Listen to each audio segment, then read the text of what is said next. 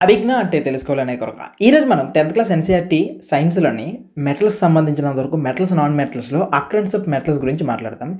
Actually ఇక్కడ ఈ metal సంగతి ఏంటి? దీని సంగతి చాలామంది ఏమనుకుంటారంటే ఇక్కడ కనిపించిన ఈ కాపర్ గాని, ఇక్కడ కనిపిస్తున్న ఈ సిల్వర్ గాని, ఇక్కడ కనిపిస్తున్న గోల్డ్ గాని ప్రపంచంలోనే ఎక్కడికెళ్ళినా సరే చాలా నీట్‌గా దొరికేస్తుందేమో. సో, ఇది ప్యూర్ గోల్డ్ లాగా అండ్ ప్యూర్ కాపర్ లాగా నెక్స్ట్ ప్యూర్ సిల్వర్ లాగా దొరుకుతుందేమో అనుకుని అందరూ అనుకుంటారు. ఎలా అనిపిస్తుందంటే ఈ రోజుల్లో పాలు ఎక్కడి నుండి వస్తాయంటే సూపర్ మార్కెట్‌లో దొరుకుతాయి అనుకుని ఎలా అంటారో సేమ్ ఆన్సర్ అనమాట. అలాంటి సిట్యుయేషను. అందరూ ఆ రకమైన ఐడియాలజీ అంటారు. యాక్చువల్లీ పాలు ఎక్కడి నుండి వస్తాయి? ఆవు లేదా గేదె వాటి నుండి సేకరిస్తారు. కానీ చాలామంది పిల్లలకి ఏమనిపిస్తది? అది సూపర్ మార్కెట్‌లో పాలు దొరుకుతాయి అనే ఫీలింగ్. సేమ్ చాలామందికి కూడాను మెటల్స్ గురించి సరిగ్గా తెలియని వాళ్ళు కూడాను ఏమనుకుంటారంటే ఇవి ప్యూర్‌గా దొరికేస్తాయేమో అనుకుంటారు. అంత సీన్ లేదు. ప్యూర్‌గా ఎంతవరకు. మరి ఎలా దొరుకుతాయి సార్ అంటే, యాక్చువల్లీ మీరు మెటల్ సిరీస్ నేర్చుకున్నారు కదా! రియాక్షన్ సిరీస్‌లో బాగా నేర్చేసుకున్నారు కాబట్టి, మాక్సిమం ప్రతి ఒక్క మెటల్ కూడాను ఏం చేస్తుంది? ప్రతి దాంతో కూడాను ఏదో ఒక దాంతో రియాక్షన్ చేస్తుంది. ఇలా రియాక్షన్ చేయడం వల్ల చాలా వరకు కూడాను ఈ మెటల్ చుట్టూ కూడాను రకరకాల సబ్‌స్టాన్సెస్ ఉంటాయి. అర్థం కాలేదు కదా! ఒక పని చేద్దాం. ఎగ్జాంపుల్‌కి ఇక్కడ ఇది కనిపిస్తుంది కదా! ఇది చూడండి. ఇక్కడ కాపర్ కనిపిస్తుందా? ఈ కాపర్ అనేది అసలు ఎలా వచ్చింది? ఈ కాపర్ అనేది అసలు ఎలా వచ్చింది? అంటే ఇలాంటి రాళ్ళలో నుండి సేకరించారు. ఇలాంటి రాక్స్‌లో నుండి సేకరించారు. ఓకే. సో, దీన్ని బట్టి మీకు ఒక్కటే విషయం అర్థం అవ్వాలి. అసలు ఏవైనా మెటల్ ఎక్కడి నుండి వస్తున్నాయంటే రాక్స్ నుండి వస్తున్నాయి. ఓకే. రాక్స్ నుండి వస్తున్నాయి. ఇంకొకటి ట్రై చేద్దాం.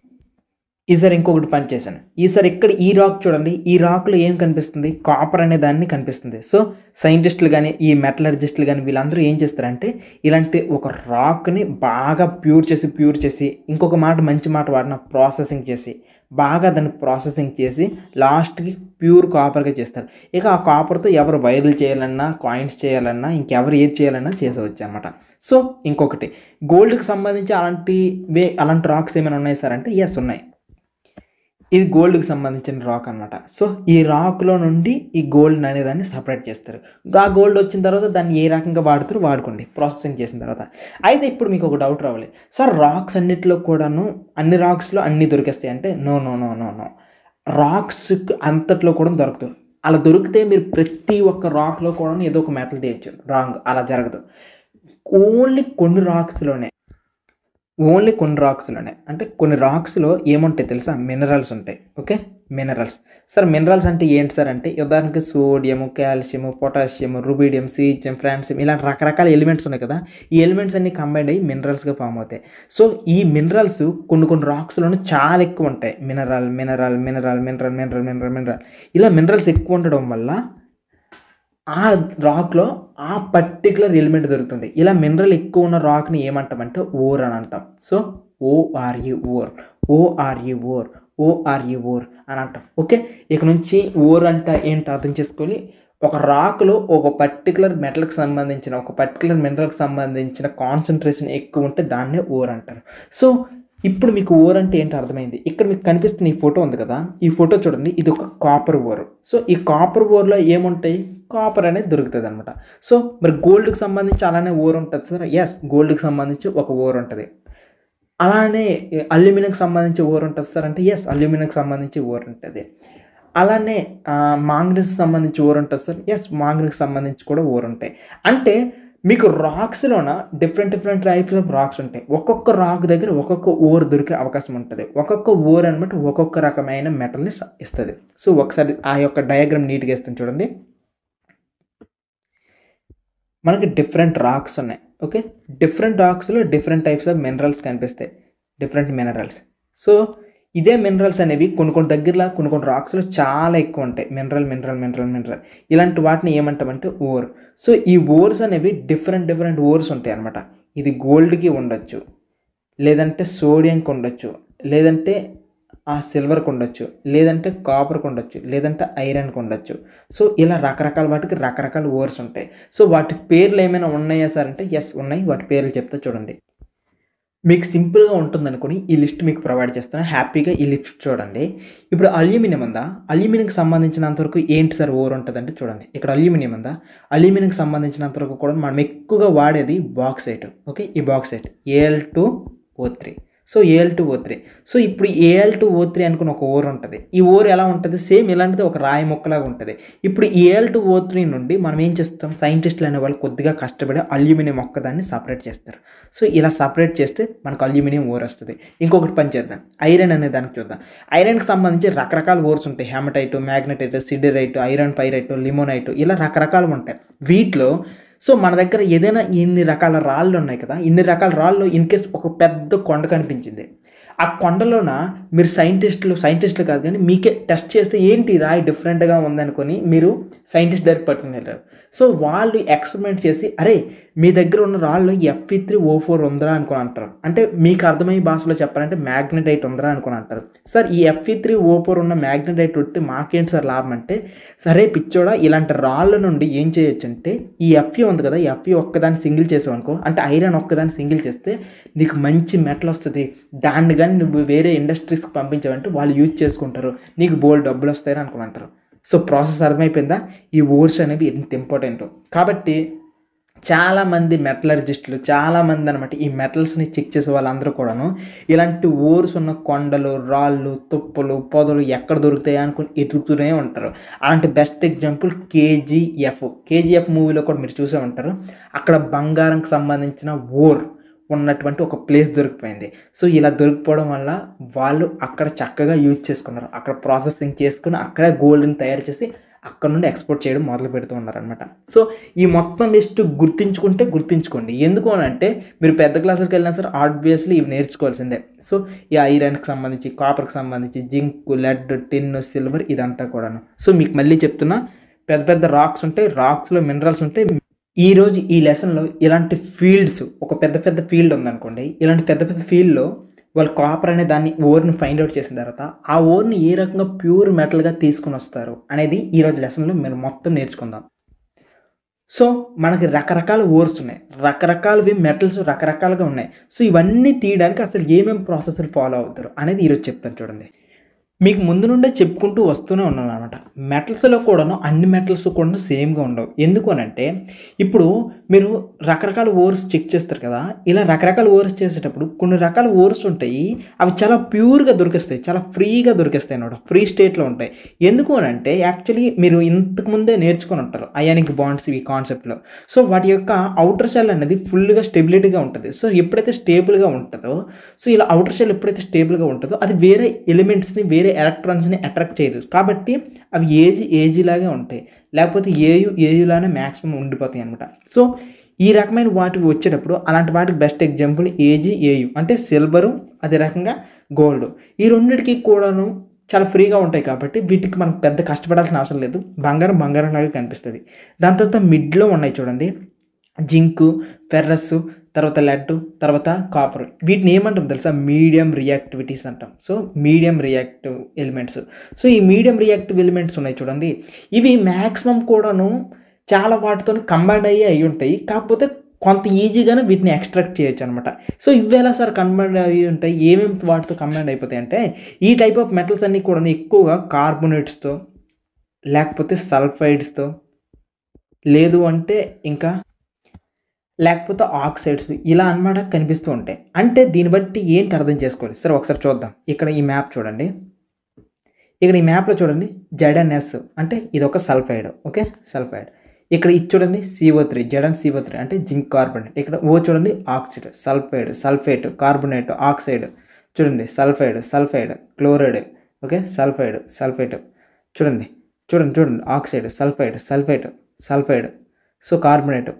అబ్జర్వ్ చేశారు మొత్తం సిరీస్ అంతా కూడాను. ఇవి ఎప్పుడు కూడాను ఫ్రీగా దొరకవు. అదే గోల్డ్ ఇవి చూడండి ఏయు అనుకుని దొరికిస్తాయి. ఇవి ఎప్పుడు కూడాను ZnS, ZnCO3 ఈ టైప్గా కనిపిస్తూ ఉంటాయి అనమాట. ఓకే ఇది మిడిల్ సిరీస్.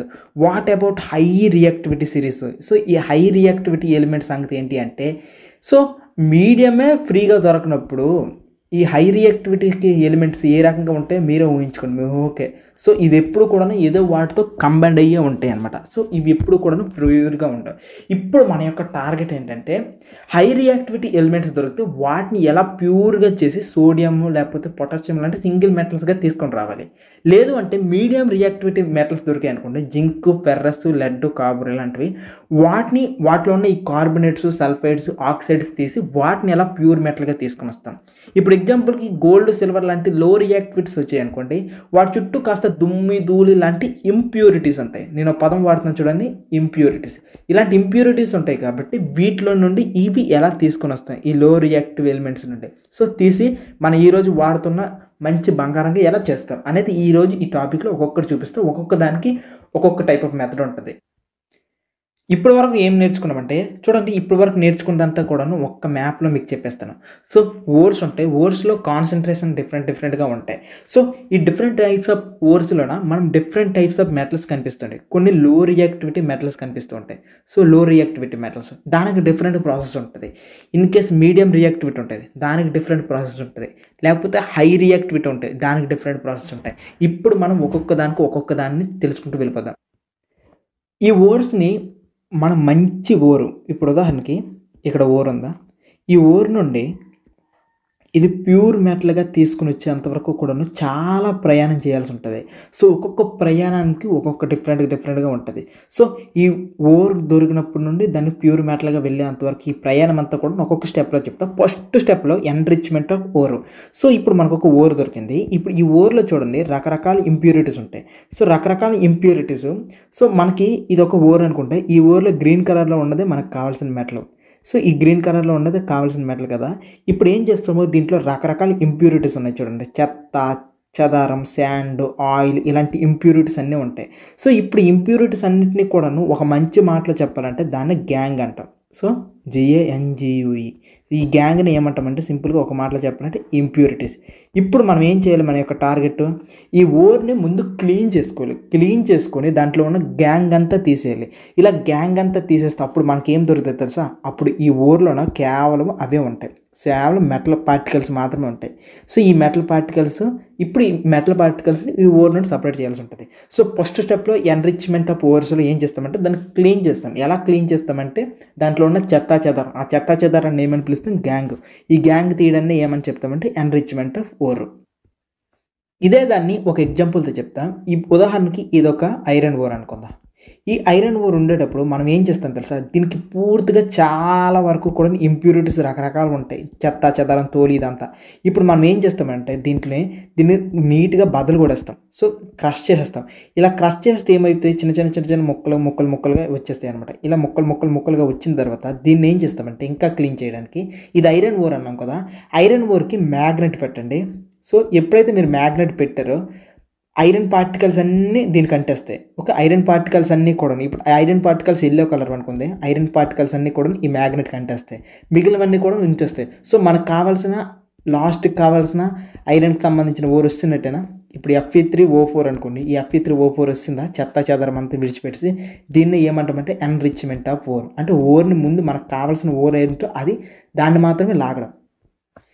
ఇదే థింగ్ని ఎక్స్ప్లెయిన్ చేయడానికి ఒక చిన్న ఇది తీసుకుని వచ్చాను చూడండి, ఇమేజ్. ఇక్కడ ఈ ఇమేజ్ మీరు చూస్తే ఇక్కడ మనకు కావాల్సిన ఓర్ అనేదాన్ని ఒకదాన్ని వేద్దాం. సో ఇక్కడ ఐరన్ ఓర్ అనేది మనకు చితక్ కొట్టేసి బాగా పచ్చడి చేసి వేస్తాం అనుకోండి. ఇక్కడ పచ్చడి చేసుకుని వెళ్తే ఇలా వెళ్దామా, ఇలా ఇది ఈ బెల్ట్ పైన రొటేట్ చేస్తూ ఉంటాం. ఇలా రొటేట్ చేసుకుంటూ వెళ్తే ఇది కరెక్ట్గా ఈ పాయింట్కి వచ్చేటప్పుడు వేస్ట్ అన్నీ కూడాను ఫాస్ట్గా వెళ్ళి అటు వెళ్ళిపోతాయి. కానీ ఈ వీల్ ఉంది చూసారా, ఇది మ్యాగ్నెట్ అనమాట. ఇదేంటి, ఒక మ్యాగ్నెట్. సో ఇది ఎప్పుడైతే మ్యాగ్నెట్ వీటికి మాత్రం అంటుకొని కొన్ని అనమాట ఇక్కడికి వచ్చి పడిపోతాయి.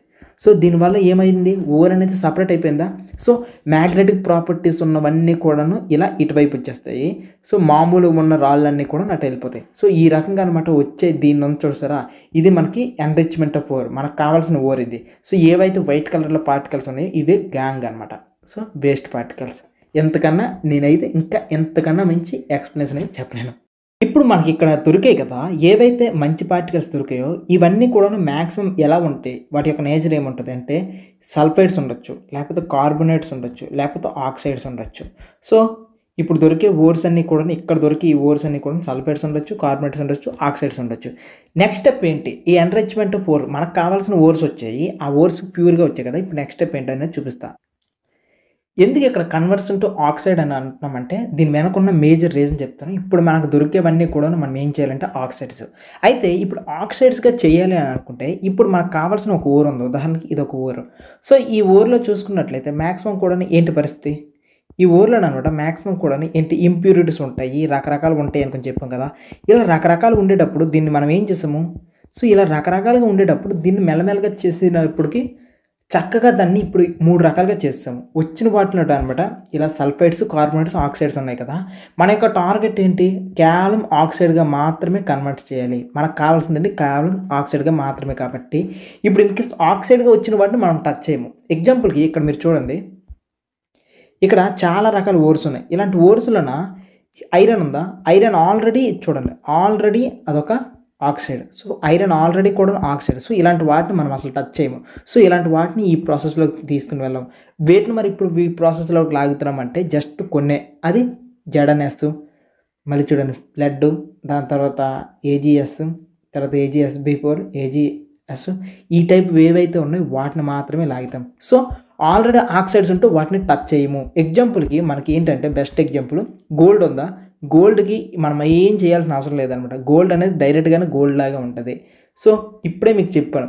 Next iron. ఈ ఐరన్ ఉందా? Iron already oxide. దీన్ని ఇప్పుడు ఆక్సైడ్‌గా చేంజ్ చేయాల్సిన అవసరం లేదు. సో, ఇప్పుడు మన యొక్క టార్గెట్ ఏంటంటే ఓన్లీ చేయాల్సినవి ఏవైతే కార్బోనేట్స్ ఉన్నాయో, ఏవైతే సల్ఫైడ్స్ ఉన్నాయో వాటిని మాత్రం ఇప్పుడు కన్వర్ట్ చేస్తాం. ఎగ్జాంపుల్‌కి కొన్ని తీసుకుందాం.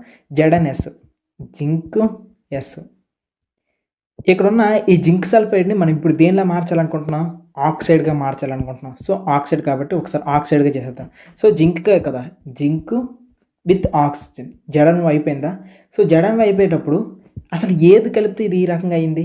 ఏది కలిపితే ఈ రకంగా అయింది? చెప్తున్నాను చూడండి. దీన్ని హీట్ చేస్తే అవుతదనమాట. దీని వెనకున్న రీజన్ హీట్. సో, హీట్ చేసేటప్పుడు డెఫినెట్‌లీ కూడా ఆక్సిజన్ అనేది మనం ఎప్పుడు యాడ్ చేస్తున్నాం కదా! బర్నింగ్ టైప్ రియాక్షన్స్‌కి. So, Z N O two. సో, ఈ రకంగా చేసినప్పుడు జెడఎన్ఓతో లింక్ అయినప్పుడు ఇంకా సెపరేట్‌గా ఏం వెళ్ళిపోద్దంటే S O two. So, sulphur dioxide. So, దీన్ని కాస్త బ్యాలెన్స్ చేస్తా ఉండండి. 2 జింక్, 3 ఆక్సిజన్స్, 2 జింక్, ఇక్కడ 2 సల్ఫర్స్. సో, ఈ రకంగా హీట్ చేస్తాం. ఇంకొక పని చేద్దాం. ఈసారి జింక్ కార్బోనేట్ అనుకోని ఇంకొక సెపరేట్ సబ్స్టెన్స్ తీసుకుంటా. Zinc carbonate. ఇక్కడ ఉన్న ఈ జింక్ కార్బోనేట్‌ని మనం ఇప్పుడు ఏం చేయాలనుకుంటున్నాం? దీన్ని కూడాను జింక్ ఆక్సైడ్‌గా చేంజ్ చేయాలనుకుంటున్నాం. జెడ్ఎన్ఓ. సో, దీన్ని కూడాను జింక్ ఆక్సైడ్‌గా మార్చాలనుకుంటున్నాం కాబట్టి ఈసారి ఏం చేస్తున్నామంటే ఈసారి కూడాను మనం హీటే చేస్తున్నాం. చూడండి. ఈసారి కూడా మనం చేసేది హీట్. సార్ ఈ 2 ప్రాసెస్‌ల్లో నాకేమీ అర్థం కాలేదు. ఏం అర్థం కాలేదు? ఏంటి ప్రాబ్లమ్ అనుకోని మీకు అనిపిస్తే చిన్న డిఫరెన్స్ మీరు కనిపించారా? సో, ఇక్కడ మీరు గమనిస్తే చిన్న డిఫరెన్స్ ఉంది. ఫస్ట్ సారి హీట్ చేసేటప్పుడు మనం ఆక్సిజన్ యూజ్ చేసాం. ఓకే. ఫస్ట్ సారి యూజ్ చేసేటప్పుడు ఆక్సిజన్ యూజ్ చేసాం. In presence of oxygen. కానీ సెకండ్ టైము కార్బోనేట్స్‌ని హీట్ చేసినప్పుడు మాత్రం ఎటువంటి ఆక్సిజన్ కాదు కదా! దేన్ని యూజ్ చేయలేదు. కేవలం హీట్ మాత్రమే చేసాం. In absence of oxygen. Oxygen అనేది యూజ్ చేయలేదు. సార్ ఎందుకు సార్ అంటే ఇక్కడ ఆల్రెడీ జింక్ కార్బోనేట్‌లో ఒక ఆక్సిజన్ ఉందా? ఇప్పుడు మళ్ళీ ఆక్సిజన్ యాడ్ చేసేయాల్సిన అవసరం లేదనమాట. దీంట్లో ఉన్న కార్బన్‌ని తీసేస్తే చాలు. సో, ఈ కార్బన్ ఉండేటట్లు తీయాలంటే ఏం చేయాలి? ఆక్సిజన్ లేనప్పుడు హీట్ చేస్తే చాలు.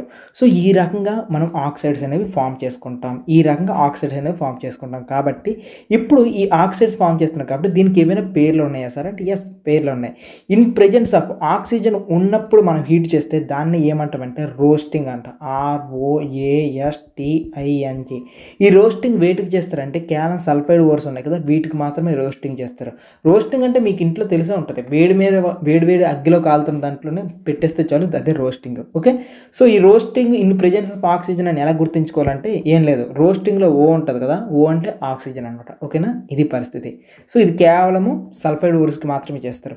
Sir in absence of oxygen చేస్తున్నారు కదా! దీనికి ఏదైనా పేరుందా అంటే యెస్ దీనికి కూడాను ఒక పేరుంది. ఆ పేరు ఏం పేరంటే కాల్సినేషన్. సో, ఈ ప్రాసెస్ పేరు కాల్సినేషన్. సో, కాల్సినేషన్ ఎలా గుర్తుంచుకోవాలంటే ఇక్కడ సి, ఇక్కడ సి ఈ 2 ఉన్నాయి కాబట్టి దీన్ని ఏమంటామంటే కాల్సినేషన్ ప్రాసెస్ అంటాం. సో, మన యొక్క టార్గెట్ ఇప్పుడు మనం ఏం చేస్తాము వాటిని జింక్ ఆక్సైడ్‌గా చేంజ్ చేస్తే చాలు. ఆక్సైడ్‌గా చేంజ్ చేయడానికి రోస్టింగ్ అనే method in presence of oxygen అయితే. ఇన్ ఆబ్సెన్స్ ఆఫ్ ఆక్సిజన్ అయితే కాల్సినేషన్ అనే ప్రాసెస్ చేసి మొత్తానికి ఆక్సైడ్‌లు చేసాం. సల్ఫైడ్ ఓర్స్‌కి రోస్టింగ్, కార్బోనేట్ ఓర్స్‌కి కాల్సినేషన్. ఒక్కసారి మనం బ్యాక్‌కెళ్తే అసలు ప్రాసెస్ ఏం చేసాము, ముందు మనకెక్కడో ఒక ఊరుంటది. ఆ ఊరిని మనం తీసుకొనొచ్చి నీట్‌గా దానిలో ఉన్న గ్యాంగ్ అంతా పీకేసిన తర్వాత దాంట్లో ఉన్న వాటిని ఇప్పుడు ఏం చేస్తున్నాం, ప్రతి దాన్ని ఆక్సైడ్‌గా చేంజ్ చేస్తున్నాం. అయితే ఇక్కడ ఆల్రెడీ కొన్ననమాట ఆక్సైడ్‌లుగా మనకు దొరికేస్తున్నాయి. కానీ కొన్ని దొరకడం ఉంటున్నాయి కదా! సల్ఫైడ్, కార్బోనేట్ వర్సు అలాంటి వాటిని ఏం చేసామంటే చిన్న చిన్న ప్రాసెస్‌లు చేసాం. ఒకటి రోస్టింగ్ అనే ప్రాసెస్ చేసి ఒకదాన్ని ఆక్సైడ్‌గా చేంజ్ చేసాం.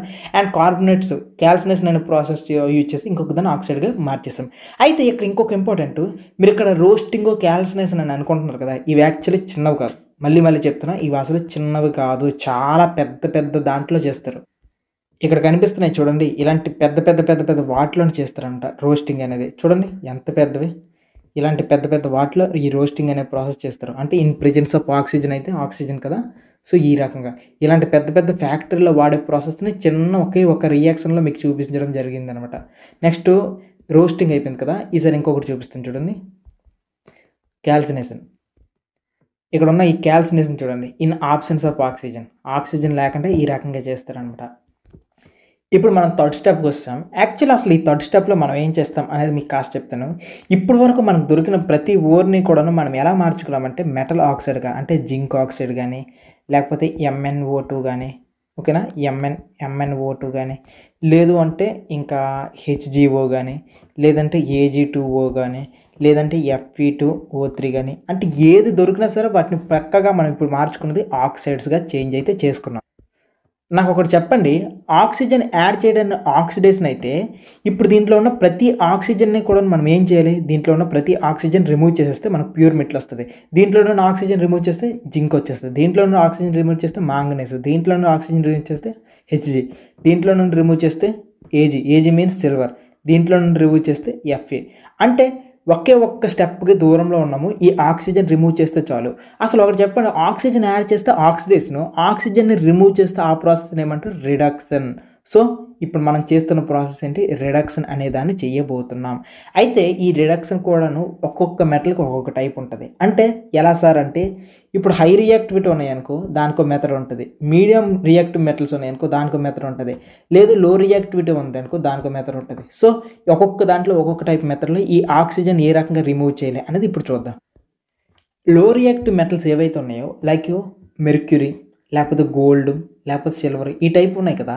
వీటిని జస్ట్ హీట్ చేసామంటే చాలు. గట్టిగా హీట్ పెట్టామా దాంట్లో నుండి ఆక్సిజన్ అనేది ఎగిరిపోద్ది. ఆక్సిజన్ ఎగిరిపోతే మనకు కావాల్సిన మెటల్ అనేది దొరికిపోయింది. హమ్మయ్య! ఇంతసేపటికి మనకు కావాల్సిన మెటల్ అనేది దొరికింది. ఇది లో రియాక్టివ్‌కి సంబంధించి ఒకటొకటి గుర్తుంచుకోండి.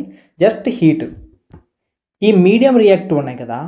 ఈ మీడియం రియాక్టివ్ వాటికి మనం జస్ట్ డిస్ప్లేస్‌మెంట్ రియాక్షన్ వాడేసామనుకోండి సెట్ అయిపోద్దనమాట. సో, డిస్ప్లేస్‌మెంట్ రియాక్షన్‌లో మనం చేసేది ఒకటనమాట. దానికన్నా హై రియాక్టివ్ వాటిని తీసుకొనొచ్చేసి వేసామనుకోండి సెట్ అయిపోద్ది. ఇక్కడ జింక్ ఆక్సైడ్ ఉంది. జింక్ ఆక్సైడ్ కన్నా పవర్‌ఫుల్‌ది కార్బన్ అనమాట. సో, ఈ కార్బన్ దాని యొక్క రియాక్టివిటీ సిరీస్‌ని మీకు నేర్పించదు కదా! జింక్ కన్నా మీద కార్బన్ ఉంటది కాబట్టి జస్ట్ ఈ కార్బన్ ఉంది కదా! ఈ carbon ఏమవుతది?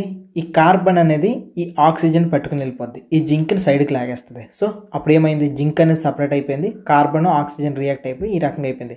So, simple displacement reaction అనమాట. ఇంతే. సో, ఇంతకన్నా ఈజీగా ఇంకేముండదు. సో, ఇదొక ఎగ్జాంపుల్. నెక్స్ట్ ఇంకేమైనా ఉన్నాయి సార్ సేమ్ ఇలాంటివేనే అంటే ఉన్నాయి.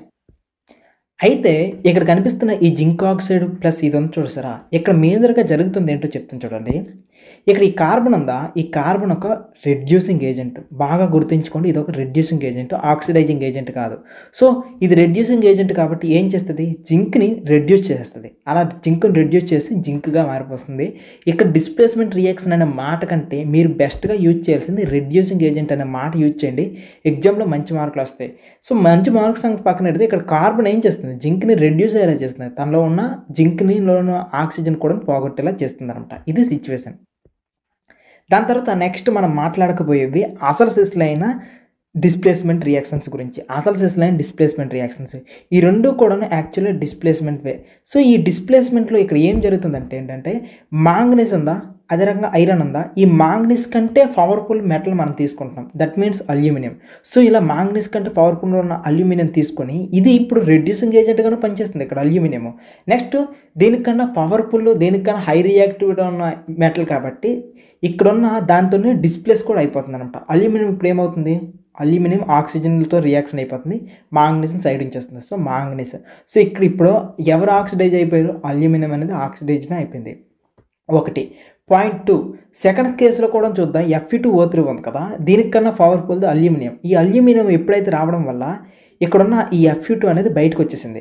అండ్ అల్యూమినియం ఉంది కదా, అల్యూమినియం దీంతో రియాక్షన్ అయిపోయింది, అంటే డిస్ప్లేస్మెంట్ రియాక్షన్. సో ఐరన్ అనేది సపరేట్గా మిగిలిపోయింది అండ్ Al2O3 అనేది ఇక్కడ రియాక్షన్ అనేది సపరేట్గా వచ్చేసింది. సో ఈ టైప్గా. అయితే ఇప్పుడు నేను మాట్లాడబోయేది అసలైన వినండి.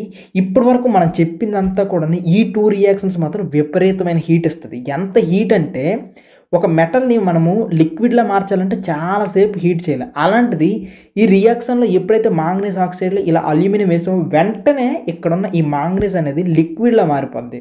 అంటే అర్థం చేసుకోండి ఎంత రేంజ్ ఆఫ్ హీట్ అనేది రిలీజ్ అయ్యి ఉంటుందో, సో దీనికన్నా ఇంకా ఎక్కువ హీట్ రిలీజ్ అయింది ఒక సిస్టమ్ ఉంది. అది ఐరన్ మాత్రమే లిక్విడ్లో మారాలి. అలాంటి సిస్టమ్ ఏంటంటే ఇక్కడ కనిపిస్తుంది చూసారా, ఈ Fe2O3ని అల్యూమినియంతో రియాక్షన్ జరిపించడం. ఇలా ఎప్పుడైతే Fe2O3ని అల్యూమినియంతో రియాక్షన్ జరిపిస్తామో వెంటనే అది ఐరన్ లిక్విడ్గా వచ్చేస్తుంది. సో ఇప్పుడు ఐరన్ లిక్విడ్గా వస్తుంది కాబట్టి మీకు ఎప్పుడైనా ఏదైనా మీ ఇంట్లో ఐరన్ వస్తువులు ఏవైనా విరిగిపోయాయి అనుకోండి, సో వెల్డింగ్ కొట్టాలనుకుంటే ఈ రియాక్షన్ వాడండి. ఈ రియాక్షన్ వాడారనుకోండి వెంటనే లిక్విడ్ ఉన్న ఐరన్ అనేది దీంట్లో పడిపోద్ది, ఈ క్రాక్ అనేది ఫిల్ అయిపోద్ది. సో ఇప్పుడు ఇన్ కేస్ మీకు ఎప్పుడైనా సరే ఐరన్ లిక్విడ్గా కావాలంటే మాత్రం మీ దగ్గర ఈ వస్తువులు అవైలబుల్గా ఉంటే ఈ రియాక్షన్ చేసండి. ఏం లేదు, Fe2O3 ఒక దాన్ని తీసుకోండి, దాంట్లో వెంటనే అల్యూమినియంని కలిపండి, వెంటనే అది లిక్విడ్గా మారిపోద్ది. ఐరన్ అనేది లిక్విడ్గా మారిపోయి కింద కారిపోతూ ఉంటుంది. ఓకే, Al2O3 అనేది అక్కడ ఉండిపోద్ది, హీట్ అనేది బీభత్సంగా వస్తుంది. సో ఇలాంటి దాన్ని ఎక్కువగా ఎక్కడ వాడవచ్చు మీరే ఎక్స్ప్లెయిన్ చేయండి. ఒకటి వెల్డింగ్లో యూజ్ చేయొచ్చు, లేదంటే రైల్వే ట్రాక్స్ ఉన్నాయి కదా, రైల్వే ట్రాక్స్ వాళ్ళు ఇప్పుడు ఇనుముని ఎక్కడి నుండో మరగబెట్టేసి ఇలా బాయిల్ చేసి తీసుకొని రావడం కంటే ఈ రియాక్షన్ వాళ్ళు వాడుకొని ఆ క్రాక్స్ మధ్యలో వేసేసుకుంటూ ఉంటారనమాట. సో ఎంత బ్యూటిఫుల్, ఎంత మంచి యూజ్ అవుతుంది కాబట్టి దీనికి డెఫినెట్లీ ఏదైనా ఒక పేరు ఉండాలి కదా. సో ఈ రియాక్షన్ కొన్న పేరు ఏం పేరు అంటే థర్మైట్ రియాక్షన్.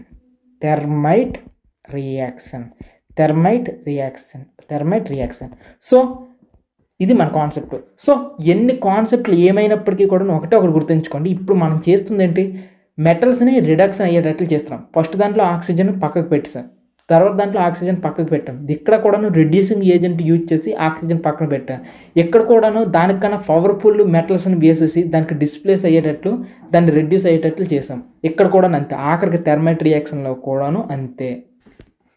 ఇక్కడున్న ఈ థర్మైట్ రియాక్షన్ని అలా గుర్తుంచుకోండి, ఎందుకంటే ఎగ్జామ్లో క్వశ్చన్స్ వస్తాయి. థర్మైట్ రియాక్షన్ రాయండి అంటే వెంటనే రాసేయాలి Fe2O3 plus Al gives rise to Fe(Al2O3). Okay, తర్వాత బ్యాలెన్స్ చేసుకోండి. ఇది మాత్రం చాలా important. At the same time ఇక్కడ రోస్టింగ్, క్యాల్సినేషన్ కూడా ఉంది కదా, ఇవి కూడా ఇంపార్టెంట్ అనమాట. రోస్టింగ్లో O ఉంది కాబట్టి ఆక్సిజన్, క్యాల్షియంలో C ఉంది కాబట్టి carbonate, in options of oxygen. Okay, ఇవి చాలా ఇంపార్టెంట్ బిట్స్. హై రియాక్టివిటీ వాటిని ఏం చేస్తారో, వాటిని ఎలా చేస్తారో అనే దానికన్నా ముందు మీకు ఏం చెప్పాలంటే ఎలక్ట్రాలిసిస్ అంటే ఏంటో చెప్తాను. ఎలక్ట్రోలైసిస్ అంటే electro means electricity, lysis means cut చేయడం, బ్రేక్ చేయడం. సో బ్రేక్ చేయడం అనే మాట వాడదాం. అంటే ఎలక్ట్రిసిటీని యూజ్ చేసి బ్రేక్ చేయడాన్ని ఎలక్ట్రోలైసిస్ అంటాం. అసలు దేన్ని బ్రేక్ చేస్తాం అని సింపుల్గా చూసుకున్నట్లయితే ఒకటి గుర్తుంచుకోండి, ఎప్పుడు కూడా ఇది కెమిస్ట్రీ పాయింట్లో కాబట్టి కెమికల్ డీకంపోజిషన్ చేస్తే చాలు. సో కెమికల్ డీకంపోజిషన్ చేస్తే మనకు అదే చాలు, అంతకన్నా మించి ఇంకేమీ వద్దనమాట. సో ఈ ఎలక్ట్రాలిసిస్ యూజ్ చేసి మనం మన యొక్క ఫస్ట్ ప్రయారిటీలో కెమికల్ డీకంపోజిషన్ కాబట్టి, ఉదాహరణకి ఇప్పుడు NaCl ఉందా, NaClని ఎలా డీకంపోజ్ చేయాలి, Na ప్లస్గా Cl మైనస్గా డీకంపోజ్ చేయాలి. ఓకే, ఇంకొకటి ఇప్పుడు HCl ఉందనుకోండి, HClని కూడా డీకంపోజ్ ఎలా చేస్తాం, H plus Cl minus.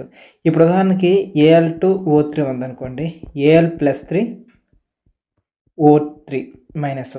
Okay, O3 minus 2.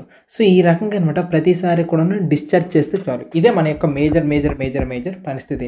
So ఇలా డీకంపోజ్ చేయడం మన యొక్క మేజర్ పరిస్థితి. సో ఒకసారి ఏ రకంగా చేస్తాం, దీని యొక్క సెటప్ అంతా కూడా ఒకసారి వేసేద్దాం చూడండి. యాక్చువల్లీ ఈ ఏ టైప్ ఆఫ్ దాంట్లోనైనా చేసేటప్పుడు ముందు మనకు ఒక బాక్స్ కావాలి. సో ఇప్పుడు ఈ బాక్స్ దొరికింది కాబట్టి ఈ బాక్స్లోన మనం ఏదైతే డీకంపోజ్ చేయాలనుకుంటున్నామో కెమికల్గా ఆ లిక్విడ్ వేసుకోవాలి. సో ఇప్పుడు మనకి ఉదాహరణకి ఇక్కడ ఏది కావాలనుకుంటున్నాం చూద్దాం. సో ఎగ్జాంపుల్గా ఇక్కడ ఒక లిక్విడ్ తీసుకున్నాం. ఈ లిక్విడ్ ఎలా ఉండాలి తెలుసా, డెఫినెట్లీ కూడాను అది మాల్టైన్ ఉండాలి. సో అది మాల్టన్. ఎందుకు సార్ మాల్టన్ ఆర్ ఎక్వియస్‌గా తీసుకుంటున్నాం? లిక్విడ్ లాగా ఎందుకు తీసుకుంటున్నాం సార్ అంటే రీజన్ ఏంటంటే, అది ఇంకా సాలిడ్‌గా ఉందనుకోండి ఏమవుతది దాంట్లో చార్జెస్ ఫార్మ్ అవ్వవు. అదే లిక్విడ్ రూపంలో ఉందనుకోండి డెఫినెట్‌లీ కూడాను అది ఎలా ఉంటది? ఈజీగా చార్జెస్ అనేవి ఫార్మ్ చేస్తాయన్నమాట. సో, ఇప్పుడు ఉదాహరణకి ఇక్కడ మనకి ఏదైనా ఒక చార్జ్ కావాలనుకుంటున్నాం. ఎగ్జాంపుల్‌కి Al2O3 అనుకుందాం. సో, Al2O3 అనే దానికి మనం చార్జెస్. సో, దాన్ని ఇక్కడ లిక్విడ్‌గా చేసి దాంట్లో వేసిన తర్వాత ఇప్పుడు ఎలక్ట్రాలిసిస్ చేయాలంటే డెఫినెట్‌గా దీంట్లోకి ఎలక్ట్రిసిటీ పంపించాలి కదా! సో, ఎలక్ట్రాలిసిస్ చేయడానికి ఇప్పుడు మనం ఏది వాడుకుంటున్నామంటే చూడండి ఒకసారి. సో, ఇప్పుడు మనం 2 రాడ్స్‌ని యూజ్ చేసుకుందాం. ఇది ఫస్ట్ రాడ్, ఇది సెకండ్ రాడ్. సో, ఇది డెఫినెట్‌లీ కూడాను ఒక కండక్టర్ అయ్యుండాలి. మళ్ళీ చెప్తున్నా. ఇది డెఫినెట్‌లీ కూడాను ఒక కండక్టర్ అయ్యుండాలి. అది నువ్వు బ్లేడ్ తీసుకుంటావా? ఇనుము తీసుకుంటావా? లేకపోతే పెన్సిల్‌కున్నటువంటి లెడ్ ముళ్ళుంటది కదా! సో, పెన్సిల్‌కున్నటువంటి ఆ ముళ్ళుని దాన్ని గ్రాఫైట్ కూడా అంటారు. దాన్ని తీసుకుంటావా? నువ్వు ఏదైనా తీసుకో. అది డెఫినెట్‌లీ మాత్రం ఒక కండక్టర్ అవ్వాలి. ఇప్పుడు దీనికి దేన్ని అటాచ్ చేస్తామంటే దీనికి ఇప్పుడు వైర్‌ని అటాచ్ చేద్దాం. ఇదిగో ఇటుపక్క ఒక వైరు, ఇటుపక్క ఒక వైరు. సో, ఈ వైర్ అటాచ్ చేసిన తర్వాత దీనికి ఇప్పుడు ఒక బ్యాటరీ కనెక్ట్ చేద్దాం. సో, ఇటువైపు అనేది ఏ చార్జ్ తీసుకుందాం? మైనస్ చార్జ్ తీసుకుందాం. నెగెటివ్. ఇటు సైడ్ ఏం చార్జ్ తీసుకున్నాం? Positive charge. ఇలా బ్యాటరీకి అనమాట ఈ రకంగా కనెక్ట్ చేస్తాం. సో, ఇప్పుడు కనెక్ట్ చేసిన తర్వాత ఇప్పుడు ఏం చేస్తామంటే ఎప్పుడైతే బ్యాటరీకి ఇలా కనెక్ట్ చేసామో ఇప్పుడు దీంట్లో చార్జెస్ స్టార్ట్ అవ్వడం మొదలవుతది. ఎప్పుడైతే ఎలక్ట్రిసిటీ అనేది స్టార్ట్ అయ్యిందో చూడండి ఎప్పుడైతే ఎలక్ట్రిసిటీ అనేది స్టార్ట్ అయిందో దీని లోపల ఉన్న Al2O3 ఉంది కదా! అది బ్రేక్ అవ్వడం స్టార్ట్ అవుతది. సో, ఈ రకంగా బ్రేక్ అవ్వడం స్టార్ట్ అయితే ఇప్పుడు ఏమవుతది? ఇలా బ్రేక్ అయిందనమాట. Al2 అనేది ఇక్కడ Al2 ఉంది కదా! ఇది +2గా దీంట్లో Al2O3 ఉంది కదా! ఆ Al2O3 ఇప్పుడు ఎలా కన్వర్ట్ అయిపోద్ది? Al+3 okay. ఒక చార్జ్ ఫార్మ్ అయిందా? నెక్స్ట్ ఇక్కడ O ఉందా? ఈ O కూడాను ఒక డిఫరెంట్‌గా మారిపోద్ది. చూద్దాం. O-2 okay. O-2 ఇలా చార్జెస్ ఫార్మ్ అయ్యాయి. ఇప్పుడు నా యొక్క క్వెషన్ ఏంటంటే ప్లస్ చార్జ్ ఎటువైపు వెళ్తది? డెఫినెట్‌లీ కూడాను ఇది ప్లస్ కదా! ఇది ప్లస్ కాకపోతే ఎటువైపు వెళ్తది? మైనస్ వైపు వెళ్తది. సో, ఈ రకంగా ఉన్న చార్జెస్ ఈ Al+3 ఇవన్నీ కూడా ఇప్పుడు ఎక్కడికి వెళ్ళిపోతాయంటే ఈ పైన నెగెటివ్ ఉంది కాబట్టి నెగెటివ్ సైడ్‌కి వెళ్ళి అట్రాక్ట్ అయిపోతాయన్నమాట. అన్నీ కూడాను అల్యూమినియం అంతా కూడాను ఇప్పుడు నెగెటివ్ సైడ్ అట్రాక్ట్ అయిపోతాయి. ఇలా వెళ్ళేటప్పుడు ఇప్పుడు ఏమైంది? అల్యూమినియం అంతా ఇప్పుడు ఎక్కడికి అట్రాక్ట్ అవుతున్నట్టు? ఈ రకంగా ఈ రకంగా నెగెటివ్ దానికి అట్రాక్ట్ అవుతూ ఇప్పుడు అల్యూమినియం అంతా అక్కడికి వెళ్ళిపోద్ది. సో, ఇప్పుడు మొత్తం రియాక్షన్ అయినప్పటికి పరిస్థితి ఎలా ఉంటది చెప్పనా? అల్యూమినియం అంతా కూడాను దీనికెళ్ళి డిపాజిట్ అయిపోయి ఉంటది. ఆక్సిజన్ అంతా కూడాను ఇక్కడ దీనికి డిపాజిట్ అయిపోద్ది. ఇలా డిపాజిట్ కాదు ఈ ఆక్సిజన్ అయితే పైన గ్యాస్ లాగా వెళ్ళిపోద్దనమాట. గ్యాస్ లాగా వెళ్ళిపోద్ది. ఇలా గ్యాస్ లాగా ఈ ఆక్సిజన్ అంతా కూడాను ఇలా గ్యాస్ లాగా వెళ్ళిపోతుంటది. సో, ఇది ప్రాసెస్. సో, ఈ రకంగా అనమాట ఏమవుతదంటే టోటల్‌గా చార్జెస్ ఫార్మ్ అవుతాయి. చార్జెస్ ఫార్మ్ అయిన తర్వాత ఈ చార్జెస్ అనేవి లోపల ఇవి ఈ రకంగా విడిపోయినవన్నమాట. దేని చార్జ్ కాదనమాట. ఆపోజిట్ చార్జెస్‌కి వెళ్ళి అట్రాక్ట్ అయిపోతాయి. సో, ఇప్పుడు ఈ ఎలక్ట్రాలిసిస్ అనే ప్రాసెస్‌లో దీని యొక్క అసలు సంగతి చూపిస్తాను చూడండి. అసలు ఎలక్ట్రాలిసిస్ అని కొంచెం చెప్పాం కదా! ఎలక్ట్రాలిసిస్‌లో ఇప్పుడు చార్జెస్ అనేవి బ్రేక్ చేసిందా? పాయింట్ 1 బ్రేక్ చేసింది. సో, నెగెటివ్ సైడ్ ఉన్నదాన్ని ఏమని చెప్తామంటే క్యాథోడ్ అని అంటాం. అండ్ పాజిటివ్ సైడ్ ఉన్నదాన్ని ఏమంటామంటే దీన్ని యానోడ్ అంటాం. సారీ నెగెటివ్ సైడ్ క్యాథోడ్ అంటాం. పాజిటివ్ సైడ్ ఉన్నదాన్ని అనమాట యానోడ్ అంటాం. ఓకే. ఇది యానోడ్. సార్ నాకు గుర్తుండదు నెగెటివ్ అన్నప్పుడు అని అంటే ఒక పని చేద్దాం. ఒక చిన్న ట్రిక్ చెప్తా. NCR నెగెటివ్ క్యాథోడ్ దగ్గర ఏం జరుగుతుందంటే రిడక్షన్ జరుగుతుంది. ఓకే. ఇది సింపుల్ ట్రిక్ అనమాట. ఒకటే. సో, నెగెటివ్ సైడ్ ఉన్నది క్యాథోడ్ అక్కడ జరగబోయేది ఏంటంటే రిడక్షన్ క్యాథోడ్. సో, గుర్తుంటుంది ఇక డెఫినెట్లీ కూడా. నెక్స్ట్ ఇది చూసుకున్నట్లయితే PAO సార్ PAO అంటే ఏంటి సార్ అంటే సింపుల్ అనమాట. పాజిటివ్. సో, పాజిటివ్ యానోడ్ దగ్గర జరగబోయేది ఏంటంటే ఆక్సిడేషన్. అది కూడా చెప్తా. ఆక్సిడేషన్. సో, ఈ రకంగా క్యాథోడ్ యానోడ్ దగ్గర అనమాట ఇవి జరుగుతుంటాయి. సో, ఇక్కడ మొత్తం ప్రాసెస్‌లో ఏంటి యాక్చువల్లీ ఇక్కడ చార్జెస్ అనేవి ఫామ్ అయ్యాయి. ప్లస్ చార్జ్‌ని మనం ఏమంటాము? క్యాటయాన్ అంటాం. ఇప్పుడు క్యాటయాన్ ఎక్కడికి వెళ్ళి రీచ్ అయింది? క్యాటయాన్ అనేది క్యాథోడ్ దగ్గరికి వెళ్ళిపోయింది. ఇక్కడున్న యానియాన్ అనేది ఎక్కడికి వెళ్ళి రీచ్ అయింది? యానోడ్ దగ్గరికి రీచ్ అయింది. సో, క్యాటయాన్ క్యాథోడ్ దగ్గరికి వెళ్తుంది. యానియాన్ అనమాట యానోడ్ దగ్గరికి వెళ్తుంది. క్యాటయాన్ అనేది పాజిటివ్ చార్జ్ అయితే క్యాథోడ్ అనేది నెగిటివ్ చార్జ్. యానియాన్ అనేది నెగిటివ్ చార్జ్ అయితే యానోడ్ అనేది పాజిటివ్ చార్జ్. ఇప్పుడు జరిగిన ఇదే ప్రాసెస్‌ని ఇంకొక దాంతో రెప్లికేట్ చేద్దాం. ఈసారి NaCl తీసుకుందాం. ఈసారి దీంట్లో ఉన్న లిక్విడ్ పేరు ఏం పేరంటే NaCl. సో, ఈ రకంగా NaCl అనే లిక్విడ్ దీంట్లో వేసాం. సో, ఈ లిక్విడ్ NaCl కదా! NaCl. సేమ్ NaClలో కూడా మనం 2 రాడ్స్ పెట్టుకోవాలి కాబట్టి ఇది ఒక 2 రాడ్స్ పెట్టేసుకున్నాం. ఇలా 2 రాడ్స్ పెట్టుకున్న తర్వాత దీనికి ఇప్పుడు ఏం ఛార్జ్ చేస్తున్నామంటే నెగిటివ్ ఛార్జ్ చేస్తున్నాం. Negative means cathode. దీనికి ఇప్పుడు ఏ ఛార్జ్ చేస్తున్నామంటే పాజిటివ్ ఛార్జ్ చేస్తున్నాం. Positive means anode. సో ఇప్పుడు మనకి ఇదేమవ్వాలి, ఇప్పుడు NaCl అనేది డెఫినెట్లీ ఇప్పుడు బ్రేక్ అయిపోవాలి. Na+గా బ్రేక్ అవుతుంది, Cl- గా బ్రేక్ అయిపోయింది. ఇలా Cl- గా బ్రేక్ అయిపోయిన తర్వాత ఈ Na+ అనేది ఇప్పుడు ఎటువైపు వెళ్ళాలి, ఇది ప్లస్ కాబట్టి డెఫినెట్లీ కూడాను మైనస్ ఛార్జ్ దగ్గరికి వెళ్ళిపోవాలి. అంటే దిట్ మీన్స్ ఇక్కడికి వెళ్ళిపోద్ది. సో ఇక్కడ ఇదంతా కూడాను డిపాజిట్ అయిపోతూ ఉంటుంది. సోడియం అంతా కూడా ఇక్కడ డిపాజిట్ అయిపోద్ది. At the same time chlorine అనేది ఇప్పుడు ఎక్కడికి వెళ్ళాలి, క్లోరిన్ అనేది ఈ యానోడ్ దగ్గరికి వెళ్ళాలి. యానోడ్ దగ్గరికి వెళ్ళి ఇది అసలే Cl కదా, Cl అనేది గ్యాస్లా కన్వర్ట్ అయిపోయి బయటకు వెళ్ళిపోద్ది గ్యాస్ లాగా. సో ఇలా ఇది మొత్తానికి కూడాను ఎలక్ట్రాలిసిస్ అనే ప్రాసెస్లో. సో ఎలక్ట్రాలిసిస్ అనే ప్రాసెస్లో ఇంకొక ఇంపార్టెంట్ పాయింట్ ఏంటి అని అంటే, ఎలక్ట్రాలిసిస్ అనేది కెమికల్ డీకంపోజిషన్తో పాటు దాన్ని ఎందుకు చేస్తుందంటే డిశ్చార్జ్ చేయడానికి. మెయిన్గా తన యొక్క పని ఏంటంటే డిశ్చార్జ్ చేయడానికి చేస్తుంది. సార్ డిశ్చార్జ్ నాకేం అర్థం కాలేదు అంటే మీకు ఎగ్జాంపుల్ చెప్తాను చూడండి. ఇక్కడ క్యాథోడ్ ఉంది కదా, యాక్చువల్లీ ఇక్కడ క్యాథోడ్ దగ్గర ఏం జరుగుతుంది చూడండి. క్యాథోడ్ దగ్గర అసలు ఏం ఫామ్ అయింది, మామూలుగా Na+ అనేది ఒక దానిది ఉంది, ఒకటి Na+గా ఉంది. దానికి ఈ క్యాథోడ్ అనేది ఏం చేసింది, రారా నా దగ్గరకు వచ్చారా నీకు ఎలక్ట్రాన్లు ఇస్తాను అనుకుని చెప్పింది. సో ఎలక్ట్రాన్లు అంటే మైనస్ ఛార్జ్ నీకు ఇస్తాను, నువ్వు రా అనుకో నాకు పిలిస్తే ఈ పాజిటివ్ ఛార్జ్ దాని దగ్గరికి వెళ్ళిపోవడం వల్ల ఎలక్ట్రాలిసిస్ అనే ప్రాసెస్లో ఇప్పుడు ఏమైంది, ఫస్ట్ డీకంపోజ్ అయిన దానికి ఇది ఆశ చూపిస్తుంది, నీకు ఎలక్ట్రాన్లు ఇస్తాను రా రా రా అనుకొని పిలిచేసి. ఈ రకంగా ఇవ్వడం వల్ల లాస్ట్కి ఇది ఎలా అయిపోయింది, ఛార్జ్ లేకుండా Na మిగిలిపోయింది, అంటే సోడియంగా మిగిలిపోయింది. చెప్పనా, లాస్ట్కి సోడియం అంతా ఇక్కడ కనెక్ట్ అవుతుంది అనుకున్నా, అంటే Na+కున్న ఛార్జ్ ఏమైంది, పోయింది. సో ఇక్కడ క్యాథోడ్ దగ్గర ఎలక్ట్రాన్ తీసుకుంది కాబట్టి ఎలక్ట్రాన్ విడిచిపెడితే దాన్ని ఆక్సిడేషన్ అంటారు. మరి ఎలక్ట్రాన్ గెయిన్ చేస్తే, సో గెయిన్ చేసింది కాబట్టి దీన్ని ఏమంటామంటే ఇక్కడ జరుగుతున్న ప్రాసెస్ రీడక్షన్. సో రిడక్షన్ ప్రాసెస్ ఇక్కడ జరిపించింది. సో రిడక్షన్ ప్రాసెస్ ఇక్కడ చెప్పనా, NCR మీన్స్ రిడక్షన్ అనేది జరుగుతుంది. రిడక్షన్ ఎందుకు జరుగుతుంది, ఇక్కడ ఎలక్ట్రాన్ని గెయిన్ చేసేలా చేస్తుంది. అందుకే దీనికి ఒక పేరు ఇవ్వనా, RIG means reduction is gain of electron. So reduction is gain of electron. So మీకు సింపుల్గా ఇది ఏంటి ప్రాసెస్ అనుకుని గుర్తు రావాలంటే వెంటనే ఇది. వాట్ అబౌట్ యానోడ్ కూడా ఇదే పని చేస్తుందా, ఇలాంటి పని చేస్తుందా, డిశ్చార్జ్ లేకుండా డిశ్చార్జ్ అయ్యేటట్లే చేస్తుందా అంటే ఎస్, యానోడ్ కూడా చేసే పని అదే అనమాట. ఎగ్జాంపుల్కి యానోడ్ దగ్గర ఏముంది, క్లోరిన్ అనే ఒక మైనస్ ఛార్జ్ ఉంది. ఇప్పుడు ఈ క్లోరిన్ అనే ఛార్జ్కి ఇది ఏం చేస్తుంది, ఈసారి ఇది ఎలక్ట్రాలిసిస్లో పార్టిసిపేట్ చేస్తుంది కాబట్టి ఈ క్లోరిన్కి ఇది ఏం చేస్తుందంటే, ఇది క్లోరిన్ మైనస్ ఉంది కదా, ఈ క్లోరిన్ మైనస్కి తన దగ్గర ఉన్న ఎలక్ట్రాన్స్ ఏమన్నాయో దాన్ని బయటికి లాగేస్తుంది. సో తన దగ్గర ఉన్న ఎలక్ట్రాన్స్ బయటకు లాగేసి దాన్ని ఇప్పుడు ఏం చేస్తుందంటే ప్యూర్గా క్లోరిన్గా మార్చేస్తుంది, ఇది ఒక గ్యాస్గా. అంటే ఇక్కడ ఏం జరుగుతుంది, ఈ యానోడ్ దగ్గర ఆక్సిడేషన్ జరుగుతుంది. ఆక్సిడేషన్ అంటే ఏంటి, OIL అంటే oxidation is loss of electron. So ఇప్పుడు డిశ్చార్జ్ అయిపోయిందా, ఇక్కడ క్లోరిన్ ఏమో డిశ్చార్జ్ అయిపోయింది, ఇక్కడేమో సోడియం కూడా డిశ్చార్జ్ అయిపోయింది. ఎలక్ట్రాలిసిస్ ప్రాసెస్ అంటే ఫస్ట్ డీకంపోజ్ చేస్తుంది, తర్వాత డీకంపోజ్ అయిన వాటిని డిశ్చార్జ్ అయ్యేటట్లు చేస్తుంది. ఇదే ఎలక్ట్రాలిసిస్ యొక్క ముఖ్యమైన పని. సో సోడియంకి ఎలక్ట్రాన్ని ఇచ్చి అంటే రెడ్యూస్ చేసి దాన్ని సోడియంగా మార్చేసింది. At the same time anode దగ్గర చూడండి, క్లోరిన్కి తనలో ఉన్న ఈ నెగిటివ్ ఎలక్ట్రాన్ని బయటకు లాగేసి సో దానిలో నుండి లూజ్ అయ్యేలా చేసి ఆయిల్ చేసేసి దాన్ని అనమాట ఇలా ఆక్సిడేషన్ అయ్యేటట్లు చేస్తుంది అన్నమాట. ఇది మొత్తానికి ప్రాసెస్.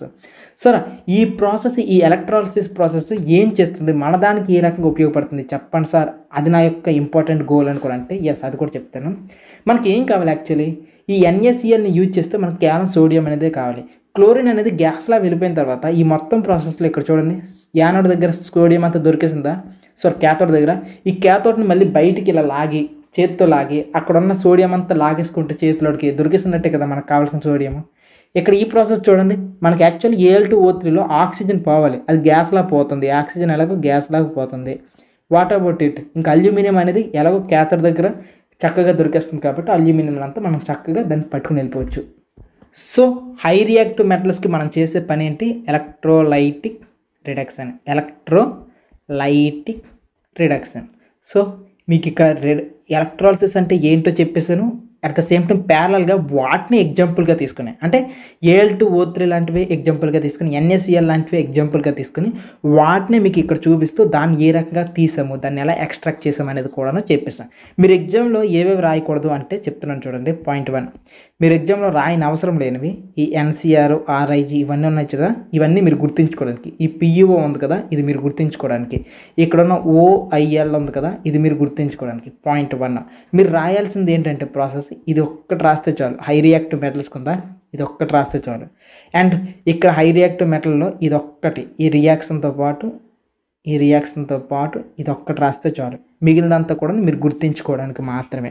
సో ఈ రకంగా మనకు సోడియం అనేది ఎక్స్ట్రాక్ట్ అవుతుంది, ఇక్కడ ఈ రకంగా అల్యూమినియం అనేది ఎక్స్ట్రాక్ట్ అవుతుంది. మిగిలినంతా కూడా ఎలక్ట్రాలసిస్ అంటే ఏంటి అనేది కాన్సెప్ట్. ఒక క్విక్ ఓవర్వ్యూ చేస్తాం. అసలు ఈ మొత్తం ప్రాసెస్లో మనం ఏం చేస్తామంటే లో రియాక్టివ్ వాటిని హీట్ చేసేసి దాంట్లో నుండి ఆక్సిజన్ని రిడక్షన్ అయ్యేటట్లు చేస్తాం, ఆక్సిజన్ తీస్తాం. ఇన్ కేస్ మీడియం వాటికైతే డిస్ప్లేస్మెంట్ రియాక్షన్ ఒకటి వాడడం, లేదు అంటే రెడ్యూసింగ్ ఏజెంట్స్ ఏవైతే ఉన్నాయో ఆ రెడ్యూసింగ్ ఏజెంట్స్ని కూడా యూజ్ చేస్తాం అనమాట. ఇది దీనికి సంబంధించినంతవరకు కూడా. అదే హై రియాక్టివ్ వాటికి ఎలక్ట్రోలైటిక్ రిడక్షన్ వాడడం. ఒకసారి ఎలక్ట్రోలైటిక్ రిడక్షన్ అంటే ఏంటి? సో సింపుల్గా ఒక మాల్టన్ మెటీరియల్ తీసుకుని దాంట్లోనమాట చక్కగా 2 కండక్టర్స్ పెట్టేసి దానికి ఛార్జెస్ ఇచ్చాం. ఉదాహరణకి దీనికి అనుకోండి ఒక నెగిటివ్ ఛార్జ్, దీనికేమో ఒక పాజిటివ్ ఛార్జ్, ఇలా ఛార్జెస్ ఇచ్చేసి దీన్ని ఈ రకంగా చేస్తే ఇప్పుడు ఏమవుతుంది, దీంట్లో బ్రేక్ అయిన ఛార్జెస్ ఒకదానితో ఒకటి ఇంకొకటి వెళ్ళిపోద్ది. ఇప్పుడు ఎగ్జాంపుల్కి Al2O3 అనుకోండి, అంటే Al+3 O2-. సో O-2 ఉండేటప్పుడు మైనస్ ఛార్జ్ దగ్గరికి Al వెళ్ళిపోద్ది. సో Al అంతా మైనస్ ఛార్జ్ దగ్గరికి వెళ్ళిపోద్ది కాబట్టి ఇక్కడ అల్యూమినియం అనేది సపరేట్ అయిపోద్ది. ఈ అల్యూమినియంనే మనం ఏం చేసుకుంటాం, చక్కగా యూజ్ చేసుకుంటాం. ఇదే ప్రాసెస్ ఎలక్ట్రోలైటిక్ రిడక్షన్లో అనమాట.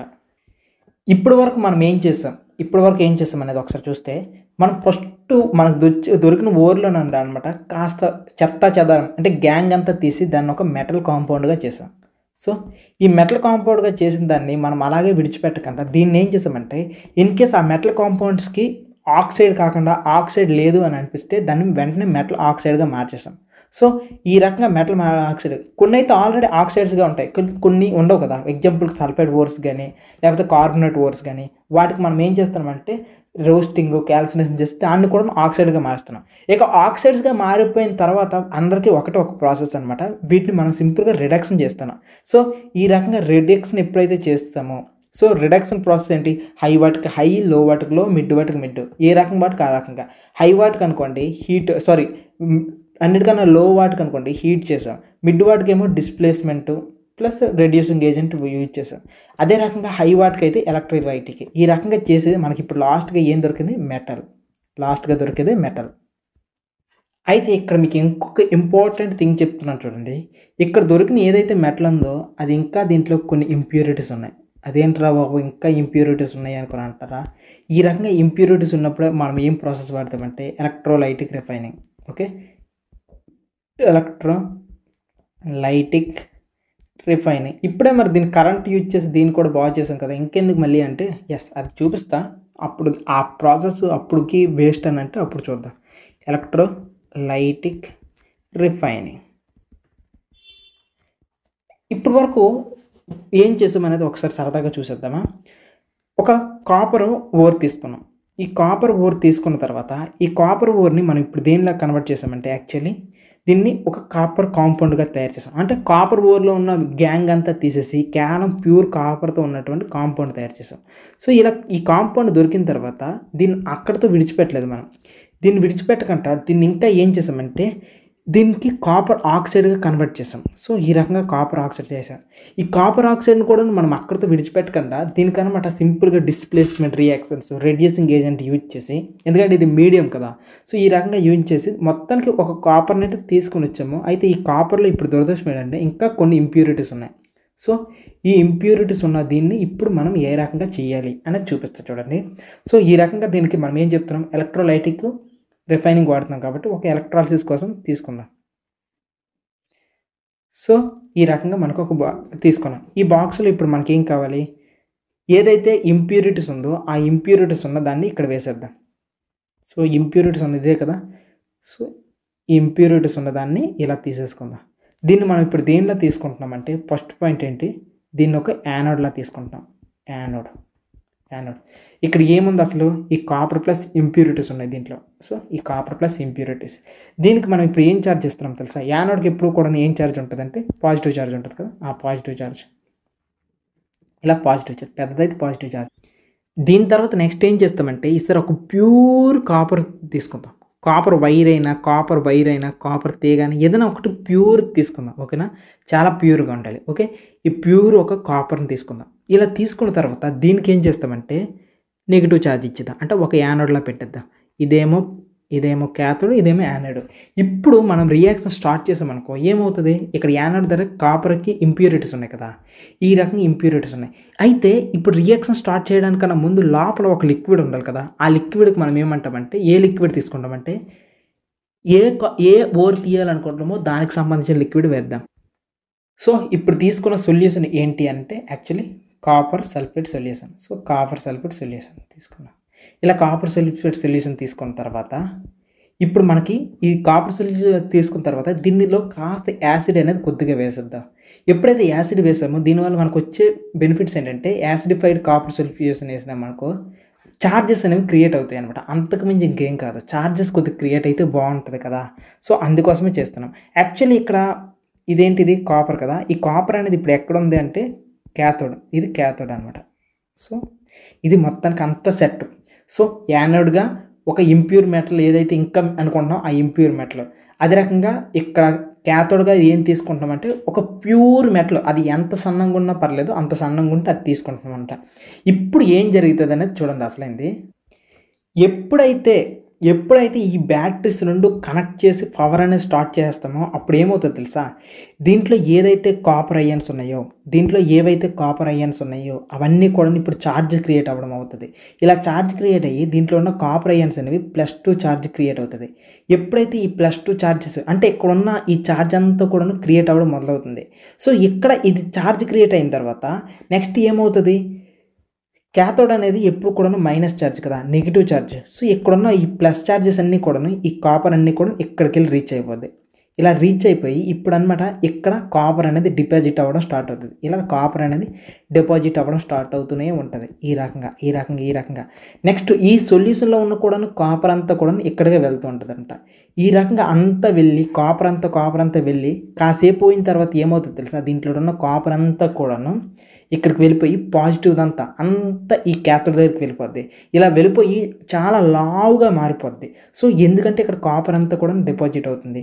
Sir what about negative ions ఏవైతే ఉన్నాయో అవన్నీ కూడా ఏంటంటే బరువుగా ఉన్నవన్నీ కూడా కింద యానోడ్ మట్టుగా కిందకి అనమాట అలా డిపాజిట్ అయిపోతుంది. ఇదంతా కూడా యానోడ్ మట్ట. సో యానోడ్ దగ్గర ఏవైతే ఉన్నాయో అవన్నీ కూడా వచ్చేస్తాయి. అయితే ఇదే యానోడ్ దగ్గర కొన్ని ఉంటాయి, అవి ఏంటి వాటర్లోకి కింద సింక్ అవ్వకుండా వాటర్లో కలిసిపోయిన ఉన్నాయి అనుకోండి, అవి వాటర్లో కలిసిపోయి ఉంటాయి అనమాట ఈ రకంగా. సో ఇలా వాటర్లో కలిసిపోయి ఉంటాయి. సో బరువైనవన్నీ కూడా కిందకు వచ్చేస్తాయి. అంటే దీంట్లో ఇంప్యూరిటీస్ ఏవైతే ఉన్నాయో ఆ ఇంప్యూరిటీస్ అన్నీ కూడా కిందకి పడిపోతాయి. అసలైన కాపర్ అంతా కూడా ఇలా క్యాథోడ్ దగ్గరికి వెళ్ళిపోద్ది. సో క్యాథోడ్ దగ్గరికి వెళ్ళిపోతుంది కాబట్టి దానికి ఒక రియాక్షన్ పూర్వకంగా రాయాలని అనుకుంటే ఏ రకంగా అవుతుందో చూద్దాం. ముందు యానోడ్ దగ్గర అసలు ఏం జరిగింది, యానోడ్ దగ్గర బిగ్గెస్ట్ థింగ్ ఏం జరిగిందంటే ఈ కాపర్ అనేది దీంట్లో ఉన్న కాపర్ యానోడ్లో ఉన్న కాపర్ ఛార్జెస్ క్రియేట్ అయిపోయాయి. సో +2 ఛార్జ్ అంటే కాపర్లో ఉన్నదంతా కూడా గెట్స్ ఛార్జ్ క్రియేట్ అయిపోయి ఈ రకంగా ఛార్జ్ క్రియేట్ అయిపోయింది కాపర్ +2గా. అదే రకంగా క్యాథోడ్ దగ్గర ఏం జరిగిందంటే ఈ కాపర్ +2 ఏవైతే ఉన్నాయో అవి 2 ఎలక్ట్రాన్స్ని రిసీవ్ చేసుకొని ఇక్కడ కాపర్గా కన్వర్ట్ అయిపోయింది. సార్ నాకు ఇక్కడ ఈ 2 ఎలక్ట్రాన్స్ ఈ కాన్సెప్ట్ నాకు అర్థం కాలేదు, కొద్దిగా చెప్తారంటే కొద్దిగా మెట్టెక్కుతాను చూడండి. యాక్చువల్లీ ఇక్కడ ఇది పాజిటివ్ ఛార్జ్ కదా, ఇక్కడ పాజిటివ్ ఛార్జ్ దగ్గర ఏమైందంటే ఇక్కడ ఉన్నవన్నీ కూడాను పాజిటివ్ ఎప్పుడవుతాయి, తనలో ఉన్న ఎలక్ట్రాన్స్ని బయటకు విడిచిపెట్టేస్తున్నాయి కదా, అది పాజిటివ్గా మారుతుంది. తనలో ఉన్న ఎలక్ట్రాన్స్ని బయటకు విడిచిపెడితేనే పాజిటివ్ అవుతుంది. కాబట్టి ఇక్కడ ఈ పాజిటివ్ దగ్గర ఏమవుతాయి అంటే ఎలక్ట్రాన్లు అన్నీ కూడా లూజ్ అయిపోతాయి. ఎలక్ట్రాన్ లూజ్ అయిపోయి ఇది ప్లస్ అయిపోవడానికి ట్రై చేస్తుంది. ఈ ఎలక్ట్రాన్లు ఏమవుతాయి అంటే మెల్లమెల్లగా ట్రావెల్ చేసుకుంటూ ఎవరికి వెళ్ళిపోతాయి, ఎప్పుడైనా ఎలక్ట్రాన్లు ఎవరి దగ్గరికి వెళ్ళిపోతాయి, ఎవరైతే రిసీవ్ చేసుకుంటున్నారో వాళ్ళ దగ్గరికి, దట్ మీన్స్ క్యాథోడ్ ఛార్జ్ దగ్గరికి వచ్చేస్తాయి అనమాట. ఇలా మెల్లమెల్లగా వచ్చేస్తాయి. సో ఇప్పుడు ఎక్కడ రిలీజ్ అయిన కాపర్ +2 ఉన్నాయి చూడండి, ఇక్కడ ఇవి పాజిటివ్గా ఉన్నాయి కదా, అవి రిలీవ్ అయిపోయిన తర్వాత ఇక్కడ యానోడ్ దగ్గరికి వచ్చేస్తాయి. ఇప్పుడు యానోడ్ దగ్గరికి వచ్చినప్పుడు ఏమైంది, అక్కడ ఏవైతే విడిచిపెట్టేసి ఆ 2+ ఎలక్ట్రాన్స్ అవి ఎక్కడ రిసీవ్ చేసుకుంటున్నాయి. సో ఈ రకంగా కాపర్ అంతా కూడా ఒక దగ్గర డిపాజిట్ అవుతుంది. కాపర్ ఎలక్ట్రాన్లు రిసీవ్ చేసుకుంటాం. ఇక్కడ పాజిటివ్ ఛార్జ్ ఉండడం వల్ల ఈ రకంగా అది ఉండాలన్నా ఉండలేక ఛార్జెస్ క్రియేట్ చేసుకుంటూ మరి వచ్చేసింది. ఇది మొత్తానికి కూడా electrolytic refining. So electrolytic refining మొత్తం ప్రాసెస్ అంతా కూడా ఇది. సింపుల్గా ఒక్క మాటలో చెప్పాలంటే ఇంప్యూరిటీస్ ఉన్నది ఇవి. సో ఈ ఇంప్యూరిటీస్ ఉన్న దాంట్లో నుండి కాపర్ అనమాట జస్ట్ ఛార్జెస్ క్రియేట్ చేసుకుంటూ ఏదైతే ప్యూర్ మెటల్ ఉందో ఆ ప్యూర్ మెటల్ దగ్గరికి వెళ్ళి డిపాజిట్ అయిపోవడం మొదలైపోయింది అంతే. ఎందుకంటే ఇక్కడ ఇది మైనస్ ఛార్జ్ కాబట్టి ఇది పాజిటివ్ ఛార్జ్. సో +2 ఇక్కడికి వచ్చేసి ఇలా కాపర్ అంతా కూడా అయిపోయింది. సో ఇదంతా జరగాలంటే డెఫినెట్లీ కూడా కింద లిక్విడ్ అనేది మంచి ఛార్జెస్ క్రియేట్ అయ్యేటట్లు ఉండాలన్నమాట. ఇది కాపర్ సల్ఫేట్ సొల్యూషన్ అనే దాన్ని తీసుకొని దాన్ని కాస్త యాసిడ్ ఉన్నటువంటి కొద్దిగా కలిపేసామనుకోండి, ఇక్కడ ఛార్జెస్ కూడా క్రియేట్ అయిపోతాయి అనమాట. ఇది మొత్తానికి ప్రాసెస్ అనమాట. సో ఈ ఎలక్ట్రోలైటిక్ రిఫైనింగ్ అనేది దేనికి వాడతారంటే గోల్డ్కి ఇదే వాడతారు, ఐరన్కి ఇదే వాడతారు, సిల్వర్కి ఇదే వాడతారు. మీరు ఇంకా గెస్ చేసుకోండి, ఇక్కడ మనకైతే కాపర్ ఉంది కదా, కాపర్ కూడా యూజ్ చేస్తారు. మ్యాక్సిమం కూడా అన్నిటికీ కూడా ఇదే యూజ్ చేస్తారంట. యూజెస్ ఇన్ సో మ్యాక్సిమం కూడా ఈ ఎలక్ట్రోలైటిక్ రిఫైనింగ్ అనేది యూజ్ చేస్తారు. సో ఇంతకుముందు వరకు కూడా మనం యానోడ్గా సపరేట్గా కండక్టర్, అదే రకంగా క్యాథోడ్గా సపరేట్ కండక్టర్ తీసుకున్నాం. కానీ ఇక్కడ మాత్రం క్యాథోడ్గా ఈ కాపర్ని తీసుకుంటున్నాం, అదే క్యాథోడ్గా. యానోడ్గా ఆ ఇంప్యూర్ మెటీరియల్ తీసుకుంటున్నాం. అండ్ ఎలక్ట్రోలైట్గా అంటే లోపల ఉన్న లిక్విడ్గా దానికి సంబంధించిన దాన్నే తీసుకుంటున్నాం. సో ఇది కాస్త డిఫరెంట్ కదా. ఇంతకుముందు ఎప్పుడు కూడా ఈ టైప్ ఆఫ్ రియాక్షన్ చూడలేదు, ఇదే మొదటిసారి అనమాట. అది ఇప్పుడు నా క్వశ్చన్ ఏంటంటే ఇక్కడ కాపర్ కాకుండా ఇంకేదైనా పెట్టొచ్చా? ఎగ్జాంపుల్కి ఈసారి ఏది పెడతామంటే ఒక కార్బన్ అనేది పెడితే ఏమవుతుంది సార్ అంటే, కార్బన్ పెట్టిన రియాక్షన్ అనేది జరుగుతుంది, ఇలా కాపర్ అంతా డిపాజిట్ అయిపోద్ది ఇక్కడ. కాకపోతే ఇక్కడ కాపర్ డిపాజిట్ అయిపోయిన తర్వాత మళ్ళీ ప్రాబ్లం ఏమొస్తుంది అంటే మధ్యలో కార్బన్ ఉంటుంది, చుట్టూ కూడాను మళ్ళీ కాపర్ ఉంటుంది. ఇప్పుడు మన యొక్క బాధ ఏంటి, మళ్ళీ రకరకాల మెథడ్ చేసి దీంట్లో ఉన్న కాపర్ నుండి కార్బన్ అనేది తీయాల్సి వస్తుంది. సో అది మళ్ళీ అవసరమా? వేస్ట్. అందుకోసమే ఏం చేశారు, తీసుకునేది ఏదో మొత్తం కాపరే తీసుకోవాలన్నమాట. దాన్నే ఇంకా మళ్ళీ సపరేట్గా 2 రకాలు 3 రకాలు తీసుకోవాలన్నమాట. ఇక ఈ లెసన్కి లాస్ట్ టాపిక్ కరోజన్ గురించి మాట్లాడతాం. కరోజన్ అంటే ఏంటి లేదు, మెటల్ అనేది నాశనం అయిపోయాడని కరోజన్ అంటాం మన తెలుగులో చెప్పుకోవాలంటే. ఇక్కడ సిల్వర్ ఒకటి ఉంది కదా, ఈ సిల్వర్ చూడండి ఏమైపోయింది, బ్రౌన్ కలర్లో మారిపోయింది. అంటే మామూలుగా ఇక్కడ సిల్వర్ అనేది ఏమైపోయింది, సల్ఫర్తో రియాక్షన్ అయ్యి, సో సల్ఫర్తో రియాక్షన్ అయ్యి ఇలా ఫామ్ అయిపోయింది అనమాట. సో సిల్వర్ సల్ఫైడ్గా మారిపోయింది. ఇక్కడ చూడండి ఈ కాపర్ కూడా చూడండి, ఈ కాపరు కార్బన్ డైఆక్సైడ్తో రియాక్షన్ జరిపి ఈ రకంగా CuCO3 కాపర్ కార్బోనేట్ అనమాట ఈ రకంగా గ్రీన్ కలర్లో మారిపోయింది. ఇదేమో బ్రౌన్ కలర్లో మారిపోయింది. What about it? Okay, iron అనేది ఇక్కడ ఉన్న ఆక్సిజన్తో రియాక్ట్ అయ్యేసి చూడండి Fe2O3. సో ఈ రకంగా మారిపోయింది అనమాట. అంటే ఇక్కడ మొత్తానికి సిచ్యువేషన్ ఏంటంటే ఒక రకంగా లేదు, మామూలుగా లేదనమాట. ఏవైనా మెటల్స్ ఉన్నాయనుకోండి, ఆ మెటల్స్ అన్నీ కూడాను ఫ్రీ స్టేట్లో ఉండవు కదా, చెప్పాను కదా ముందేనే. సో మెటల్స్ అన్నీ కూడాను తన స్టెబిలిటీ పొందడానికి రియాక్షన్ అనేది చేస్తూ ఉంటుంది. ఆ రియాక్షన్ మంచి వాటితో చేస్తుందా చెడ్డ వాటితో చేస్తే సంబంధం లేదు, కానీ అది ఎప్పుడు ఫ్రీగా ఉండాలని అనుకోవు, అవి ఎవరితో ఒకరితో రియాక్షన్ చేయాలని అనుకుంటూ ఉంటాయి. సో ఈ రకంగా మెటల్స్కి, మనం డైలీ యూజ్ చేస్తున్న మెటల్కి ఈ రకంగా పాడైపోవడాన్ని ఏమంటామంటే కరోజన్ అని అంటాం. సో ఇది ఎలా ఉంటుంది అంటే, ఈ కరోజన్ అనేది ఒక పెళ్లి కొడుకు లేదా పెళ్లి కూతురు ఉన్నారు, పెళ్లి కొడుకు లేదా పెళ్లి కూతురిని మనం మంచిగా దాచుకుంటాం. కానీ అలాంటి వాళ్ళ మీద ఎవరైనా ఇబ్బంది పెట్టేటప్పుడు, ఫ్లర్టింగ్ చేసేటప్పుడు, వాళ్ళని కూడా వెంటపడి లవ్ చేయండి అనేటప్పుడు ఏ రకంగా వాళ్ళు డిస్టర్బ్ అయిపోతారో ఆ రకంగా డిస్టర్బ్ అయిపోవడమే ఈ కరోజన్ అనమాట. ఎందుకు ఈ పాయింట్ ఆఫ్ వ్యూ చెప్పాను తర్వాత చెప్తాను. మరి ఈ కరోజన్ని ఆపడానికి ఏదైనా సిస్టమ్ ఉందా, ఏదైనా ప్రాసెస్ ఉందా? ఎస్ ఉంది. అదేంటంటే పెయింటింగ్. మనం కానీ ఎప్పుడైతే వాటి మీద పెయింటింగ్ చేసామో ఫస్ట్ పాయింట్, వాటిపైన ఉన్న పైన లేయర్ అంతా కూడా క్లోజ్ అయిపోద్ది. ఇలా క్లోజ్డ్ అయిపోతే ఇక్కడ సిల్వర్ సల్ఫైడ్ అనేది ఫామ్ అవుతుంది. ఎందుకు, ఎప్పుడైతే Ag అనేది ఫుల్గా ప్యాక్ అయిపోయిందో ఇంకా సల్ఫర్తో రియాక్షన్ అవ్వడానికి చాయిస్ ఎక్కడ ఉంది, లేదు కదా. సేమ్ ఒకటి ఫస్ట్ పెయింటింగ్, అందుకే మన ఇంట్లో ఉన్న ఐరన్ వస్తువులు కానీ ఏవైనా కానీ పెయింటింగ్ వేస్తుంటాం. Second oiling. ఎప్పుడైతే ఆయిలింగ్ చేసామో అప్పుడు కూడా ఏం అవ్వదు అనమాట. సో దీనికి ఒక చిన్న ఎక్స్పెరిమెంట్ చేస్తామా. సో 3 ట్యూబ్స్ తీసుకుందాం. 3 ట్యూబ్స్లో కూడాను ఫస్ట్ ట్యూబ్లో ఏం చేస్తామంటే ఒక నెయిల్ పెడదాం. సో ఒక చిన్న మేక్ పెడదాం, దీనిలో వాటర్ వేసేద్దాం. ఇలా వాటర్ వేసిన తర్వాత దీన్ని క్లోజ్ చేసేస్తాం. సెకండ్ దాంట్లో ఇంకొక నెయిల్ పెడదాం. దీంట్లో కూడా ఏం చేద్దామంటే డిజిటల్ వాటర్ వేస్తాం, distil water. So distil water ఎందుకు వేస్తున్నామంటే ఎప్పుడైతే దీనిలో బాయిల్ చేసిన డిస్టిల్ వాటర్ వేస్తామో దాని లోపల ఉన్నటువంటి ఏవైతే బబుల్స్ ఉన్నాయి, దీంట్లో అయితే ఎయిర్ మాలిక్యూల్స్ ఉన్నాయి, అవన్నీ ఎగిరిపోతాయి. సో ఎగిరిపోయిన తర్వాత దీన్ని క్యాప్ పెట్టండి. అండ్ మూడో దాంట్లో అనమాట నెయ్యిలు పెట్టండి. ఈసారి నెయ్యిలు పెట్టేసి దాంట్లోపల anhydrate calcium chloride, so anhydrate calcium chloride వేసామనుకోండి, ఇలా వేసి క్లోజ్ చేసేయండి. ఇప్పుడు ఈ మూడిట్లో కూడాను ఈ మూడోది ఏం చేస్తుందంటే ఈ యాన్హైడ్రేట్ కాల్షియం క్లోరైడ్ అనేది తన లోపల ఉన్న వాటర్ మాలిక్యూల్స్ ఏవైతే ఉన్నాయో వాటన్నిటిని లాగేస్తుంది. ఇక్కడ లోపల ఉన్న అట్మాస్ఫియర్ అంతా కూడాను, ఈ ట్యూబ్ లోపల ఉన్న అట్మాస్ఫియర్ అంతా కూడాను ఇప్పుడు డ్రైగా ఉంటుంది. ఇక్కడ చూడండి, ఇక్కడ అసలు వాటర్ మాలిక్యూల్స్ లేవు, ఎందుకంటే డిస్టిల్ చేసి వేస్తాం కాబట్టి. ఇక్కడ మూడో దాంట్లో H2O ఉంది, వాటర్ మాలిక్యూల్స్ ఉన్నాయి, అంటే ఆక్సిజన్ అంతా ఉంది. ఈ మూడిట్లో ఏది రస్ట్ పెడుతుంది అంటే ఇది రస్ట్ పెడుతుంది, మిగిలిన రెండిట్లో పట్టదు. ఎందుకు పట్టట్లేదు? రీజన్ ఏంటి? అసలు వాటర్ మాలిక్యూల్ లేకుండా ఉండడానికి. నెక్స్ట్ ఇంకొకటి ఏంటంటే ఇక్కడ దీన్ని బాయిల్ చేసిన తర్వాత దీన్ని అలానే విడిచిపెట్టలేదు, దీనిపైన ఆయిల్ వేస్తున్నాం. సో ఎప్పుడైతే దీని మీద ఆయిల్ వేసామో ఇంక ఎక్స్ట్రా బయట నుండి కూడాను వాటర్ మాలిక్యూల్స్ కాదు కదా, బయట నుండి కూడా ఆక్సిజన్ రాకుండా, బయట నుండి కూడా వేరే వచ్చేసి రాకుండా వాటిని కరోడ్ కాకుండా ఆపేస్తుంది ఈ ఆయిల్ పార్టికల్. సో దీంట్లో అయితే డ్రై అయ్యి, సో ఇక్కడ కరోడ్ అవుతుంది, ఇక్కడ కరోడ్ అవుతుంది, ఇక్కడ మాత్రమే కరోడ్ అవుతుంది. సో దీన్ని బట్టి మీకు ఏమర్థమవుతుందంటే ఆయిలింగ్ కూడాను ఒక శక్తి ఉంది, అది కూడాను మెటల్స్ని కరోజన్ అవ్వకుండా కాపాడగలదు. ఇది పాయింట్ 2.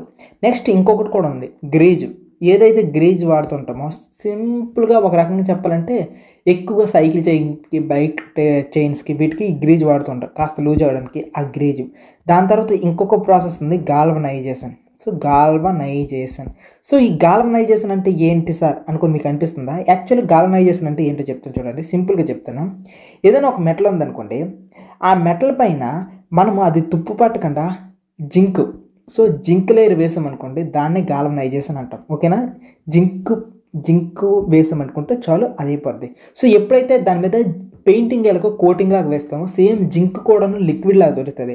ఆ లిక్విడ్ లాగా ఉన్న వాటిని అనమాట చక్కగా పెయింట్ లాగా వేస్తామనుకోండి జింక్తో, ఇది కూడాను అట్మాస్ఫియర్తో రియాక్ట్ అవ్వదు కాబట్టి ఏ వస్తువులు కూడాను అసలు పాడవ్వు అనమాట. సో ఇది గాల్వనైజేషన్ అంటారు. గాల్వనైజేషన్లో జింక్ అనేది వాడతారు.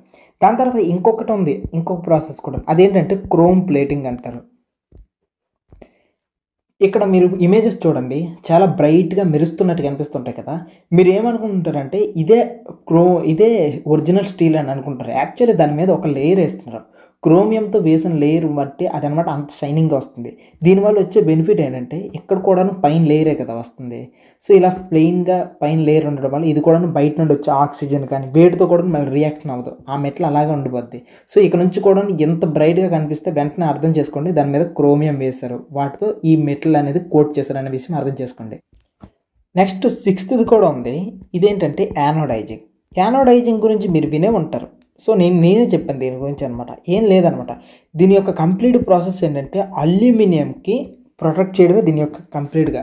సో అల్యూమినియం పైన ఒక లేయర్ అనేది ఒకటి క్లియర్ అవుతూ ఉంటుంది. సో అల్యూమినియంకి లేయర్,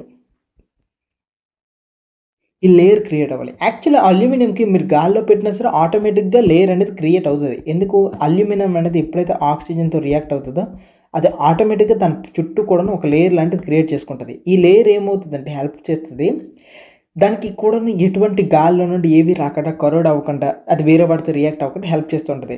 కాకపోతే మన వాళ్ళు ఏం చేస్తారు అంటే ఇండస్ట్రియలిస్టులు లేకపోతే అల్యూమినియంకి సంబంధించిన ఫ్యాక్టరీ వాళ్ళు ఈ ప్రాసెస్ స్లోగా ఉంది కాబట్టి మనమే ఫాస్ట్గా చేస్తాం అనుకో, సేమ్ ప్రాసెస్ అనమాట. ఇండస్ట్రీ లెవెల్లో చాలా పెద్దగా చేస్తారు. సో యానోడ్ కింద అల్యూమినియంని తీసుకుంటారు. సో ఈ యానోడ్ కింద అల్యూమినియం తీసుకొని దీంట్ లోపల H2SO4 వేసి క్యాథోడ్గా ఏదో సంథింగ్ అనమాట, లైక్ స్టీల్ కానీ లెడ్ కానీ ఏదో ఒకటి సంథింగ్ తీసుకొని అనమాట ఈ ప్రాసెస్ అంతా చేసేస్తూ ఉంటారు. సో ఇది క్యాథోడ్. ఓకే, ఈ రకంగా చేయడం వల్ల ఇక్కడ ఏంటంటే అల్యూమినియంకి అంతా కూడా చుట్టుపక్కల లేయర్ అంతా కూడా పట్టేస్తుంది. సో అల్యూమినియంకి ఈ చుట్టుపక్కల అంతా లేయర్ అంతా కూడాను మళ్ళీ ఫామ్ అయిపోద్ది. ఇలా లేయర్ అంతా ఫామ్ అవుతుంది అనుకో, ఆక్సైడ్ లేయర్. సో అల్యూమినియంకి ఆక్సైడ్ లేయర్ అనేది ఆటోమేటిక్గా ఈ ప్రాసెస్ ద్వారా ఫామ్ అయిపోద్ది కాబట్టి ఇదే దీనిపైన ఇప్పుడు లేయర్గా యాక్ట్ అవుతుంది. సో ఇక్కడ అల్యూమినియం అనేది దేనిలో వాడతారంటే పాజిటివ్గా యానోడ్లా వాడతారు. ఓకే, ఇలా యానోడ్గా వాడతారు. సో ఈ ఆక్సిజన్ అనేది O2 కదా, ఈ -1 కూడా దీనికి వెళ్ళేసి ఆక్సైడ్ లేయర్ అనేది ఫామ్ అవుతుంది. ఇది యానోడైజింగ్. నెక్స్ట్ 6th కాదు 7th ఒక ప్రాసెస్ ఉంది, ఎలాయిస్. ఈ ఎలాయిస్ అనేవి చాలా ఇంపార్టెంట్, వీటన్నిటిలో కూడా చాలా బెస్ట్ అనమాట. మీకు ఎగ్జాంపుల్ చెప్తాను.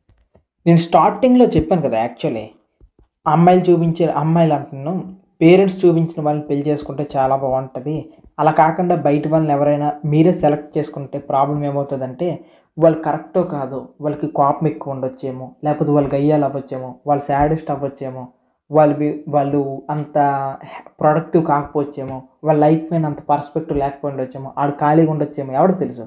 సో సొంతంగా హై రియాక్టివ్ ఎలిమెంట్స్ అన్నీ కూడా ఎవరెవరితోనో వెళ్ళి రియాక్షన్ చేసే బదులు ఈ ఎలాయ్స్ అనే కాన్సెప్ట్ వచ్చింది. ఇదేంటి తెలుసా, ఇప్పుడు సెలెక్టివ్గా ఎవరితో మనం వీటిని రియాక్షన్ చేయించాలి అనేది ఈ ఎలాయ్స్లో కంప్లీట్గా అవుతుంది.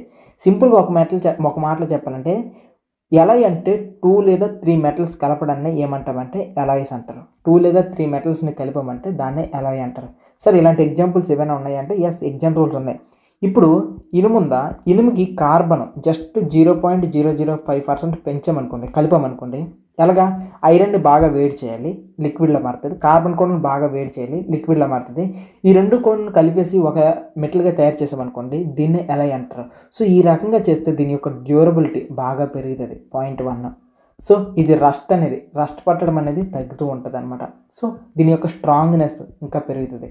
సో 2 మెటల్స్ని మనం కలిపితే ఇలాంటి బెనిఫిట్స్ ఉన్నాయి. సార్ ఇంకేదైనా ఎగ్జాంపుల్ చెప్పరా అంటే స్టీల్ ఉంది కదా, ఈ స్టీల్ కూడా అంతే. ఇప్పుడు ఐరన్ ఉందా, ఐరన్కి ఈ స్టీల్ తయారు చేయాలంటే ఏం చేసేవాళ్ళు తెలుసా, నికెల్తో పాటుగా క్రోమియము, ఈ రెండు కలిపితే ఇక్కడ ఏమైందంటే ఒక స్టీల్ అనేది అనమాట ఫామ్ అయిపోద్ది. సో దీనికి నికెల్ ప్లస్ క్రోమియం ఈ రెండు ఫామ్ చేస్తే చాలు మనకి ఏమొస్తుంది, స్టీల్ అనేది ఫామ్ అవుతుంది. సో ఇంతే. సో ఇప్పుడు దీని యొక్క డ్యూరబిలిటీ, రస్ట్ పట్టడము, స్ట్రాంగ్నెస్ ఇవన్నీ కూడా పెరిగిపోతాయి.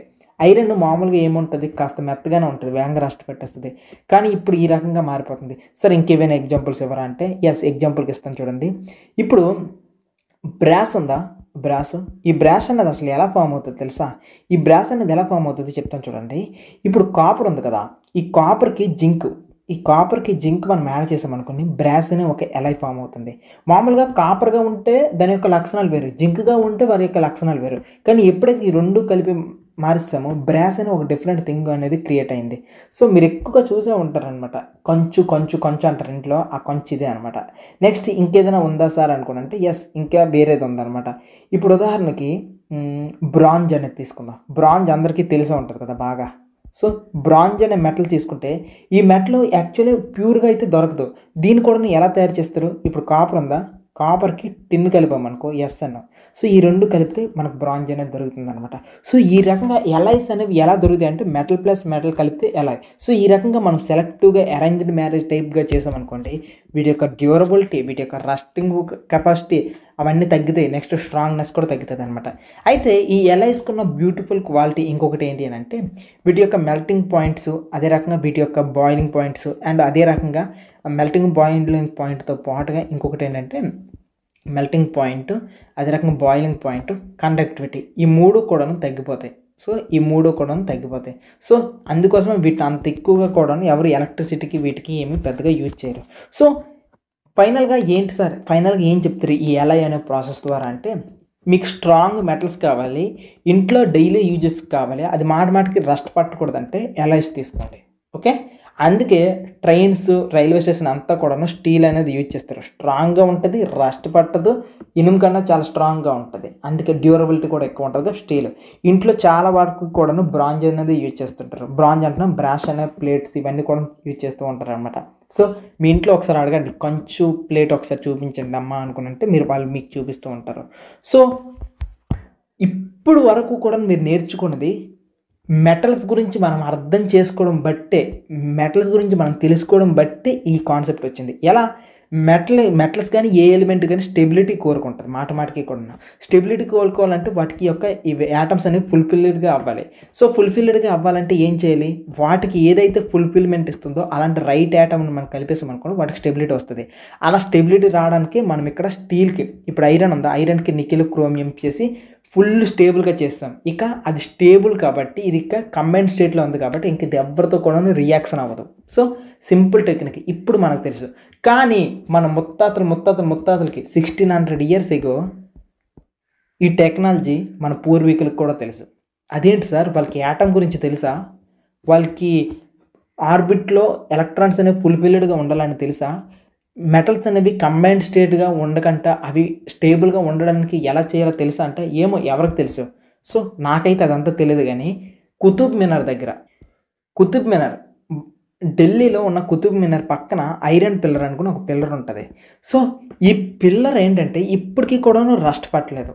1600 ఇయర్స్ బ్యాక్ చేశారు. వాళ్ళకి యాటమ్స్ గురించి తెలుసో తెలియదు, కానీ మెటలర్జీలో మాత్రం వాళ్ళు పండిపోయారనే విషయం మాత్రం ఇక్కడ అర్థమైపోతుంది. సో మెటలర్జీలో పండిపోయారనే విషయం ఇక్కడ అర్థమైపోతుంది. ఎందుకంటే ఆ రోజుల్లోనే వీళ్ళు ఈ రకమైన తుప్పు పట్టిన ఐరన్ స్తంభం తయారు చేస్తారంటే అర్థం చేసుకోండి.